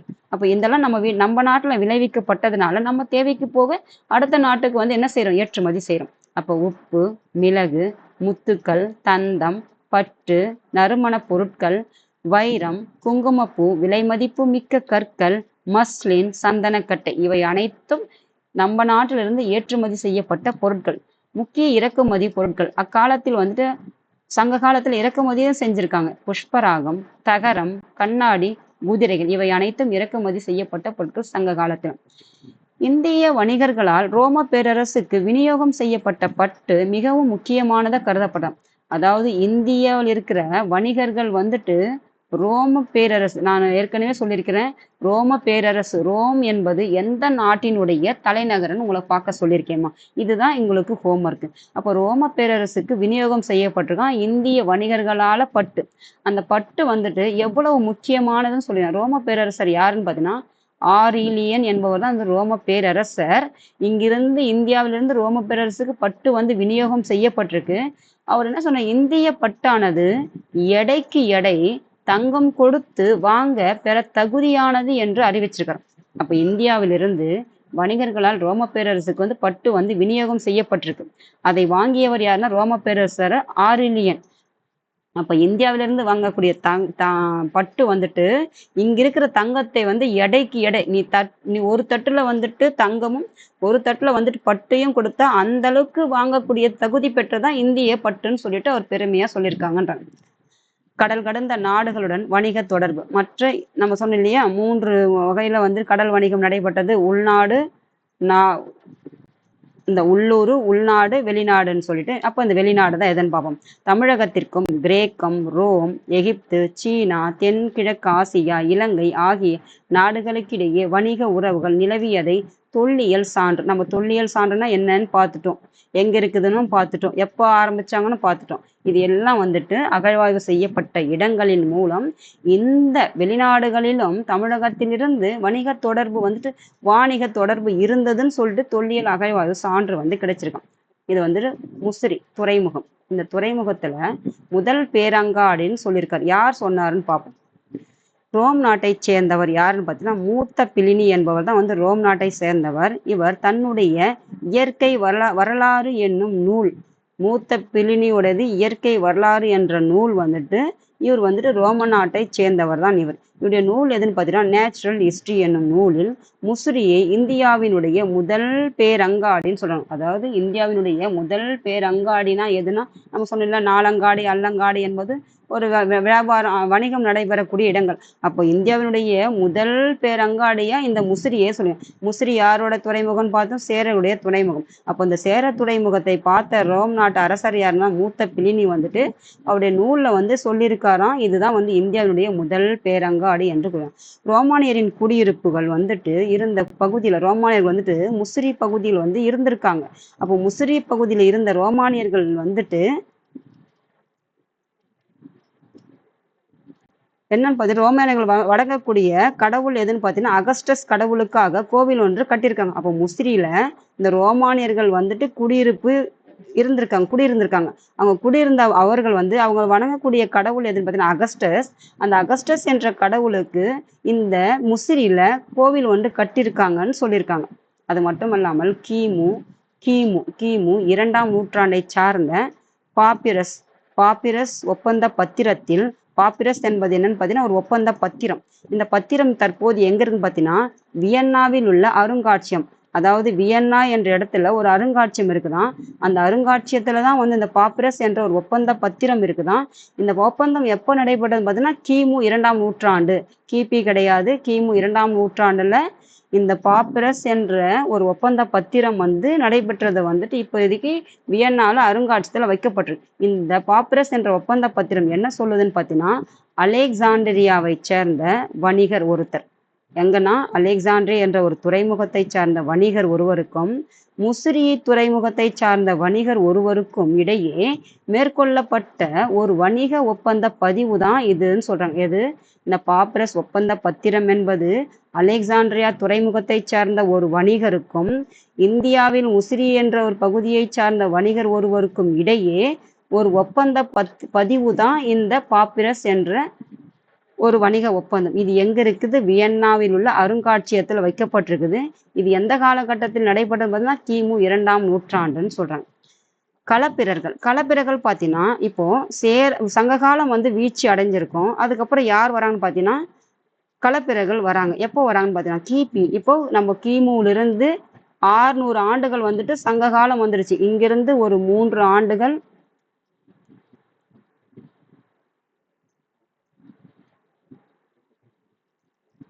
இங்கிருந்து இது 0, இங்கிருந்து 1 2 3, இது கிமு 1 2 3, இதுதான் வந்துட்டு கிமு 3 கிபி 3. இப்போ நாம எங்க வந்துட்டு பார்த்தீங்கன்னா கிபிக்கு வந்தாச்சுமா. இதோட வகுப்பு உங்களுக்கு அனைத்தும் கிபியில தான் போகும். கிபி 3ஆம் நூற்றாண்டின் இறுதியில் அப்போ சங்க காலம் பார்த்தீங்கன்னா கிட்டத்தட்ட 600 ஆண்டு காலம் வந்துட்டு ஆட்சி புரிஞ்சிருப்பாங்க. இந்த 600 ஆண்டு காலம் ஆட்சி புரிஞ்சதுக்கு அப்புறம் யார் வராங்கன்னு பார்த்தீங்கன்னா சங்க காலத்துக்கு அப்புறம் களப்பிரர்கள் வராங்க. அப்போ கிபி 3ஆம் நூற்றாண்டின் இறுதி அந்த 3வது நூற்றாண்டு சொல்லியா அந்த நூற்றாண்டுடைய இறுதி ஆண்டுல தான் யார் வராங்கன்னு பார்த்தீங்கன்னா சங்க காலம் பார்த்தீங்கன்னா படிப்படியாக வீழ்ச்சி அடைந்து தனது சரிவை வந்து சந்தித்தது. அப்போ கிட்டத்தட்ட 600 ஆண்டு காலம் வந்துட்டு சங்ககால மன்னர்கள் ஆட்சி புரிஞ்சிருப்பாங்க. அந்த 3ஆம் நூற்றாண்டின் முடிவில் வந்துட்டு படிப்படியாக வீழ்ச்சி அடைந்தது சங்க காலம். சங்க காலத்தை தொடர்ந்து களப்பிரர்கள் வந்துட்டு தமிழகத்தை கைப்பற்றி 2½ நூற்றாண்டுகள் வந்துட்டு ஆட்சி புரிந்தாங்க. 2 என்பது எத்தனைன்னா இப்போ கிபி 3ல முடிஞ்சுன்னா கிபி 4, கிபி 5, கிபி 5ல 50 வரைக்கும். அப்போ 550. அப்போ கிட்டத்தட்ட 250 ஆண்டுகள் வந்துட்டு களப்பிரர்கள் வந்து தமிழகத்தை ஆட்சி புரிகிறாங்கன்னு சொல்றாங்க. களப்பிரர்கள் பற்றிய அறிய நமக்கு குறைவான குறிப்புகளே கிடைத்துள்ளது. அதாவது அவங்கள பத்தி தெரிஞ்சுக்கிறதுக்கு எந்த ஒரு எவிடன்ஸும் கிடைக்கல. ஏன்னு பார்த்தீங்கன்னா அவர்கள் விட்டு சென்ற நினைவு சின்னங்கள், தொல்கலை பொருட்கள் என எதுவும் கிடைக்கல. அவங்க பயன்படுத்தின பொருட்கள்லாம் வச்சுதான் அகழ்வாய்வு செய்து நம்ம கண்டுபிடிக்கிறோம். அந்த மாதிரி எதுவுமே கிடைக்காததுனால அவங்கள பத்தி குறிப்புகள் அதெல்லாம் எதுவும் இல்லை. ஆனால் அவர்களின் ஆட்சி குறித்து அவங்க எந்த மாதிரி ஒரு ஆட்சி புரிந்தார்கள் என்று தெரிஞ்சுக்கிறதுக்கு எது இருக்குதுன்னா அவர்கள் விட்டு சென்ற இலக்கிய சான்றுகள் எழுதியிருப்பாங்க இல்லையா காலத்தில் இயற்றிய புலவர்கள். அந்த புலவர்கள் இயற்றிய இலக்கிய சான்றுகளில் இருந்து களப்பிரர்களை பற்றி தெரிந்து கொள்ளலாம். ஆனால் அவர்கள் பயன்படுத்திய தொல்கலை பொருட்கள், விட்டு சென்ற நினைவு சின்னங்கள் இவற்றும் எதுவும் கிடைக்கலன்ட்டாங்க. அப்போ என்னெல்லாம் இலக்கிய சான்றுகள் பார்த்தீங்கன்னா தமிழ் நாவலர் சரிதை, யாப்பெரும் களம், பெரிய புராணம் ஆகியவை உள்ளடக்கியது தான் வந்துட்டு இந்த இலக்கிய சான்றுகள். இந்த இலக்கிய சான்றுகளின் மூலம் களப்பிரர்களுடைய ஆட்சி குறித்து நாம தெரிஞ்சுக்கலாம். இதே காலகட்டத்தில் இயற்றப்பட்டதுதான் சீவக சிந்தாமணி, குண்டலகேசி ஆகிய 2ம் இக்காலத்தில் எழுதப்பட்டதுன்றாங்க. அது மட்டுமல்லாமல் தமிழகத்தில் நம்ம பார்த்தோம் இல்லையா பௌத்த மதம் இருந்தது, சமண மதம் இருந்ததுன்னு சொல்லிட்டு. அப்ப தமிழகத்தில் பௌத்தமும் சமணமும் முக்கியத்துவம் பெற்ற காலம் எது? எப்போ? சங்க காலத்துலதான் வந்துட்டு பௌத்தமும் சமணமும் முக்கியத்துவம் பெற்ற காலம் அது களப்பிரர்கள் காலம். அப்போ களப்பிரர்கள் காலம் இது எல்லாமே களப்பிரர்கள் காலம். இந்த காலத்துல தான் வந்துட்டு ஏன்னா களப்பிரர்கள் பத்தி எந்த ஒரு சான்றும் பயன்படுத்துறது கிடைக்கல. ஆனா என்ன கிடைச்சது? அந்த இலக்கிய சான்றுகள் கிடைச்சது. என்னென்ன இலக்கியம்? தமிழ் நாவலர் சரிதை, யாப்பெரும் களம், பெரிய புராணம் இதெல்லாம் இலக்கிய சான்றுகள். அது மட்டும் இல்லாமல் சீவக சிந்தாமணி, குண்டலகேசி என்பது எழுதப்பட்டது அக்காலத்தில். அது மட்டும் இல்லாமல் பௌத்தமும் சமணமும் முக்கியத்துவம் பெற்ற காலம் அது. அது மட்டும் இல்லாமல் சமஸ்கிருதம், பிராகிருதம். இந்த 2 மொழி, சமஸ்கிருத மொழி, பிராகிருத மொழி ஆகிய மொழிகளின் அறிமுகம். இந்த 2 மொழி வந்து தமிழகத்துல வந்துட்டு அறிமுகமாகுது களப்பிரர் காலத்துல. அப்போ இந்த 2 மொழியும் தமிழகத்துல அறிமுகமானதுனால தமிழுக்கு முன்னாடி ஒரு வட்டெழுத்து ஒன்று உருவாச்சு தமிழ் மொழிக்கு முன்னாடி. அப்போ இந்த வட்டெழுத்து என்னும் ஒரு புதிய எழுத்து முறை உருவானதுன்றாங்க. அப்போ தமிழ் எழுத்துல இருந்த ஒரு வட்டெழுத்து முறை என்பது எதனுடைய தாக்கத்தால் உருவானதுன்னு பார்த்தீங்கன்னா சமஸ்கிருதம் மற்றும் பிராகிருத மொழிகளின் அறிமுகம் ஆனதுனாலதான் இந்த குன்ற வரி வடிவமான வட்டெழுத்து வந்துட்டு உருவாகுதுங்க. அப்போ 17 கீழ்கணக்கு சேர்ந்த பல நூல்கள் வந்துட்டு இயற்றப்படணும். அப்போ வந்து 17 மேல் கணக்கு நூல்லாம் சிலது பார்த்தேன் இல்லையா, இது வந்து 17 கீழ்கணக்கு நூல்களை சேர்ந்த பல நூல்கள் வந்துட்டு சங்க காலத்திற்கு பின்னாடி இயற்றப்பட்ட நூல்கள் என்ன சொல்லணும்னா 17 கீழ்கணக்கு நூல்கள் சொல்லுவாங்க. சங்க காலத்திற்கு முன்னாடி இயற்றப்பட்டது 17 மேற்கணக்கு நூல்கள். இந்த சங்க காலம் முடிஞ்சிச்சு, இப்ப களப்பிரர் காலம் வந்துச்சு. அப்ப அந்த சங்க காலத்துக்கு அப்புறம் களப்பிரர்கள் காலத்துல இயற்றப்பட்ட நூல்கள் அனைத்தும் என்னன்னு சொல்லுவாங்கன்னா 17 கீழ்கணக்கு நூல்கள். இந்த 17 கீழ்கணக்கு ஏன் சொல்றோம்னா சங்க காலத்திற்கு பின்பு இயற்றப்பட்ட நூல்கள் 17 கீழ்கணக்கு நூல்கள். பல நூல்கள் இயற்றப்பட்டன. இக்காலத்தில் வணிகமும் வர்த்தகம் தொடர்ந்து செழித்தோங்கன்னு சொல்றாங்கம்மா. அவ்வளவுதான், இந்த பாடம் முடிஞ்சிருச்சு. உலகம் அந்த நாள்ல எப்படின்னு பார்ப்போம். நுழைவாயில் எப்படி வந்துட்டு நம்மளுடைய இந்தியாவில் எப்படி நுழைவாயில் இருக்குதோ அதே மாதிரி சீனாவில் உள்ள ஒரு நுழைவாயில் யாருன்னு பார்த்தீங்கன்னா அரசன் ஹான் அரச வம்சத்தை சார்ந்தவர் தான் இந்த நுழைவாயில வந்து கட்டியிருப்பாரு சீனாவில். எப்போ பார்த்தீங்கன்னா கிமு 206 இருந்து கிபி 220 வரைக்கும். கிமு 206 இருந்து கிமு 206 இருந்து கிபி 220 வரைக்கும். அப்புறம் ஒரு பிரமிடு ஒன்று பார்த்துருக்கீங்க, கிசா பிரமிட்லாம் கூட பார்த்தோம். அப்போ மயன் நாகரிகத்துல கட்டப்பட்டது தான் வந்துட்டு இந்த பிரமிடு. இது எங்க இருக்குன்னு பார்த்தீங்கன்னா மத்திய அமெரிக்காவில். மத்திய அமெரிக்காவில் மயன் நாகரிகத்தில் கட்டப்பட்டது தான் இந்த பிரமிடு. அதுக்கப்புறம் கொலோசியம், இது எங்கன்னு பார்த்தீங்கன்னா இத்தாலியில் இருக்குதான். இத்தாலியில கொலோசியம் என்ற இது எங்க இருக்கும்போது ரோமானிய நாகரிகத்தில் கட்டப்பட்டது தான் இந்த கொலோசியம். இது எப்போ கட்டினாங்க பார்த்தீங்கன்னா கிமு 3ஆம் நூற்றாண்டு. கிமு 3ஆம் நூற்றாண்டு முதல் கிபி முதல் நூற்றாண்டு வரை. அதாவது இந்த கொலோசியம் என்பது ரோமானிய நாகரிகத்தில் கட்டப்பட்டது இத்தாலியில. எந்த நூற்றாண்டு பார்த்தீங்கன்னா கிமு 3ஆம் நூற்றாண்டிலிருந்து கிபி முதல் நூற்றாண்டு, கிட்டத்தட்ட 400 நூற்றாண்டுகள் வரை சொல்றாங்க. இதெல்லாம் அந்த காலத்துல கட்டப்பட்ட அந்த நாள்ல இருந்த பிரமிடுகள். அவ்வளவுதான், ஒரு ஓவர்வியூ பார்த்துருவோமா. களப்பிரர்கள் அப்போ எனவே களப்பிரர்கள் காலமாவது பொதுவாக சித்தரிக்கப்பட்டது போல இருண்ட காலம் அல்லன்றாங்க. ஏன் இருண்ட காலம் அல்லன்னா, ஏன்னா இத்தனை வகையான தமிழ் நூல்கள்லாம் இயற்றப்பட்டிருக்கிறது. ஒரு எழுத்து வடிவம் பெறதுக்கும் களப்பிரர் காலம் காரணமா இருந்திருக்கு. அப்படிப்பட்ட பௌத்தம் சமணம் வந்து முக்கியத்துவம் பெற்ற காலமா இருக்குது. சீவக சிந்தாமணி குண்டலகேசி நூல்கள் வந்து எழுதப்பட்டிருக்குது. இந்த நூல்கள்லாம் இயற்றப்பட்டதுனால இது வந்துட்டு வரலாற்று ஆசிரியர்கள் சொல்லுற மாதிரி இருண்ட காலம் அல்ல அப்படின்னு சொல்லிட்டு சூடிக்கிறாங்க. பாடச்சுருக்கம் நாம என்னெல்லாம் படிச்சுட்டு ஒரு ஓவர்வியூன்னு பார்த்துட்டோம். சங்கம் என்னும் சொல் புலவர்களின் குழுமத்தை, ஒரு புலவருடைய குழுமமா இருக்கிறது தான் வந்து சங்கம்னு சொல்றாங்க. இவ்வமைப்பு எங்க இருக்குன்னு பார்த்தீங்கன்னா மதுரையில் பாண்டிய அரசர்களின் ஆதரவில் தழைத்தோங்கியது. சங்க காலத்தில் சேர சோழ பாண்டிய அரசர்கள் என்னன்னு சொல்றாங்க பார்த்தீங்கன்னா மூவேந்தர்கள் என்று அழைக்கப்பட்டாங்க. இம்மூன்று அரசர்களுக்கும் அப்பாற்பட்டு தமிழக பகுதிகள் சுதந்திரமான குறுநில மன்னர்களும் இருக்காங்க. மன்னர்கள் மட்டும் கிடையாது, சின்ன சின்ன மன்னர்களும் இருந்திருக்காங்கன்றாங்க. தொல்லியல் அகழ்வாழ்வுகள் தமிழகத்திலும் அயல் நாடுகளுக்கும் இடையே இருந்த வணிக உறவுகளை வந்து அப்போ தமிழ்நாட்டிலையும் சரி வணிகம் நடைபெற்றது. அயல் நாடுகளிலும் அகழ்வாழ்வு எது சொல்லுது என்பது தொல்லியல் அகழ்வாழ்வு தான். அயல் நாடுக்கும் நம்ம நாட்டுக்கும் இடையே வணிக உறவு இருந்தது உறுதிப்படுத்தாங்க. இப்ப கிபி 3ஆம் நூற்றாண்டின் இறுதியில கிபி 3ஆம் நூற்றாண்டுடைய இறுதியில சங்க காலம் என்ன ஆயிடுச்சுன்னா முடிவுற்று தொடங்கியது. தமிழகத்தை களப்பிரர்கள் கைப்பற்றிருப்பாங்க. சங்க காலத்திற்கு அப்புறம் யார் வராங்கன்னா களப்பிரர்கள் வராங்க. அவர்களின் ஆட்சிக்கான ஆதாரங்கள் எதுன்னு பார்த்தீங்கன்னா சமண பௌத்த இலக்கியங்கள். அப்போ தமிழகத்தை களப்பிரர்கள் ஆட்சி பயிர்ந்துறாங்க. சங்க காலத்திற்கு பிறகு இவங்களை பத்தி தெரிஞ்சுக்கணும்னா என்ன எவிடன்ஸ் சொல்றான்னு பார்த்தீங்கன்னா சமண சமயத்தை சார்ந்த நூல்கள், பௌத்த சமயத்தை சார்ந்த நூல்கள். இந்த இலக்கியங்களை படித்தால் களப்பிரர்கள் காலம் எப்படி இருந்ததுன்னு தெரிஞ்சுக்கலாம்னு சொல்றாங்க. இப்போ கலைச்சொற்கள் நான் போன வகுப்புல வந்து கலைச்சொற்கள் கொடுக்கலம்மா. ஏன் கொடுக்கலன்னா டைம் ரொம்ப அதிகமாகுதுன்னு கொடுக்கல. இருந்தாலும் ஒரு சில பாடம் நான் கொடுத்து பார்க்குறேன். டைம் அதிகமாக போயிட்டு. கடும் முயற்சி, ஸ்ட்ரோவ்னா என்னன்னு பார்த்தீங்கன்னா கடும் முயற்சி. கடும் முயற்சினா என்னன்னா ட்ரைட் ஹார்ட். ராஜவம்சம், டைனஸ்டி என்பது ராஜவம்சம். ராஜவம்சம்னா என்னன்னு பார்த்தீங்கன்னா a line of hereditary rules. அதாவது ஒரு பரம்பரையா ஆட்சி புரிஞ்சுட்டு வருவாங்க இல்லையா, அதுதான் வந்துட்டு பரம்பரை ஆட்சி தான் வந்து டைனஸ்டி, அதுதான் ராஜவம்சம். ஹெரிடிட்டரி ரூல்ஸ்ன்னு சொல்லுவாங்க. அதுக்கப்புறம் கமோமரேட்னா வந்துட்டு கௌரவிப்பதற்காக நம்ம பார்த்துல நடுக்கல் வழிபாடுன்னு சொல்லிட்டு ஒரு வீரத்திற்காக நடப்பட்டதுன்னு சொல்லிட்டு அதுதான் இங்க இது வச்சு கமோமரேட் என்பது கௌரவிப்பதற்காக நடப்பட்டது தான் வந்துட்டு அந்த கல்கன்னு பார்த்தோம். அப்போ ஒரு ஹானர் தி மெமரி ஆஃப், அதாவது ஒருத்தருடைய நினைவை போற்ற வகையிலும் ஒருத்தருடைய கௌரவிப்பதற்காக நடப்படியது தான் வந்துட்டு இந்த நினைவு கற்கள். அதுக்கப்புறம் அரசு சின்னம் என்னன்னு பார்த்தீங்கன்னா ராயல் இன்சிக்னியா என்பது அரசுக்கான சின்னம். அதை பார்த்தீங்களா, முரசு இதெல்லாம் வந்து அரசுக்கான சின்னம்னு பார்த்தீங்கன்னா சிம்பிள்ஸ் ஆஃப் பவர், அவங்களுடைய அதிகாரம் பெற்ற சின்னங்கள். அதாவது அவங்க அதிகாரத்தை வெளிப்படுத்தக்கூடிய சின்னங்கள் தான் வந்துட்டு அரச சின்னம். ஆதரவு பாட்டோனேஜ் பார்த்தீங்கன்னா ஆதரவுனா என்னன்னு பார்த்தீங்கன்னா பாட்டோனேஜ் என்பது ஆதரவுனா என்னன்னு பார்த்தீங்கன்னா support given by a patron, அதாவது ஆதரவு தெரிவிப்பாங்க இல்லையா, ஒருத்தருக்கு வந்து ஆதரவு கொடுக்கறது, இதுதான் வந்துட்டு பாட்டோனேஜ்.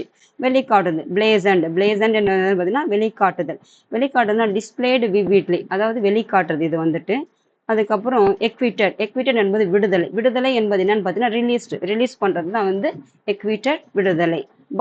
பார்ட்ஸ்னா யாரு, தமிழ் புலவர்கள் குடும்பத்தை சுற்றும் சங்கம்னு பார்த்தேன் இல்லையா, அதுதான் வந்துட்டு பார்ட்ஸ். இவங்க வந்து புலவர்கள் என்ன சொல்றாங்க, poet singing in praise of princes and brave men, ஒரு மன்னரையோ ஒரு வீரனையோ புகழ்ந்து பாடுறது தான் போயட்னு பாடுறது இல்லையா, அதுதான் வந்து பார்ட்ஸ்னு சொல்றோம். சேமிப்பு கிடங்குன்னு என்ன பார்த்தீங்கன்னா வேர் ஹவுசஸ் என்பது நிறைய பார்த்தோம், சிந்து சமவெளியிலையும் பார்த்தோம், இப்போ சங்க காலத்துலையும் பார்க்குறோம். இது எங்க பார்த்தீங்கன்னா லார்ஜ் பில்டிங் ஃபார் கீப்பிங் குட்ஸ்னா என்னன்னு பாருங்கம்மா. குட்ஸ்னா நீங்க குட் பாய்னு சொல்லுவாங்க இல்லையா, அப்போ இந்த குட்ஸுக்கு இதுக்கு என்ன பொருள்னு பாருங்க. இதெல்லாம் மாணவர்களுக்கு சின்னதாக உங்களுக்கு ஒவ்வொரு வாரத்துலேயும் உங்களுக்கு ஒரு புரிதல் ஏற்படுறதாக தான் சொல்றேன் நான். சித்தரிக்கப்படனா பாட்ரேட் என்பது என்னன்னு பார்த்தீங்கன்னா டிஸ்கிரைப்டு எலபரேட்லி, அதாவது ஒன்றத்தை பற்றி விவரிக்கிறது, அதுதான் வந்துட்டு சித்தரிக்கப்படுறது, இதுதான் வந்து பாட்ரேட். இது எல்லாம் வந்து கலைச்சொற்கள். இதையெல்லாம் நீங்கள் வேணுமா வேண்டாவான்னு சொன்னீங்கன்னா நான் இதை கட் பண்ணிவிட்டு நான் பாடத்தை மட்டும் கொடுத்துருவேன். இதெல்லாம் ஏன் உங்களுக்கு கொடுக்குறேன்னா ஒவ்வொரு வார்த்தைகள்லாம் இருக்குது இல்லையா, அந்த வார்த்தையினுடைய இதை படித்தா உங்களுக்கு ஒரு புரிதல் ஏற்படும், அந்த வார்த்தையில் என்ன தெளிவு கிடைக்கும்.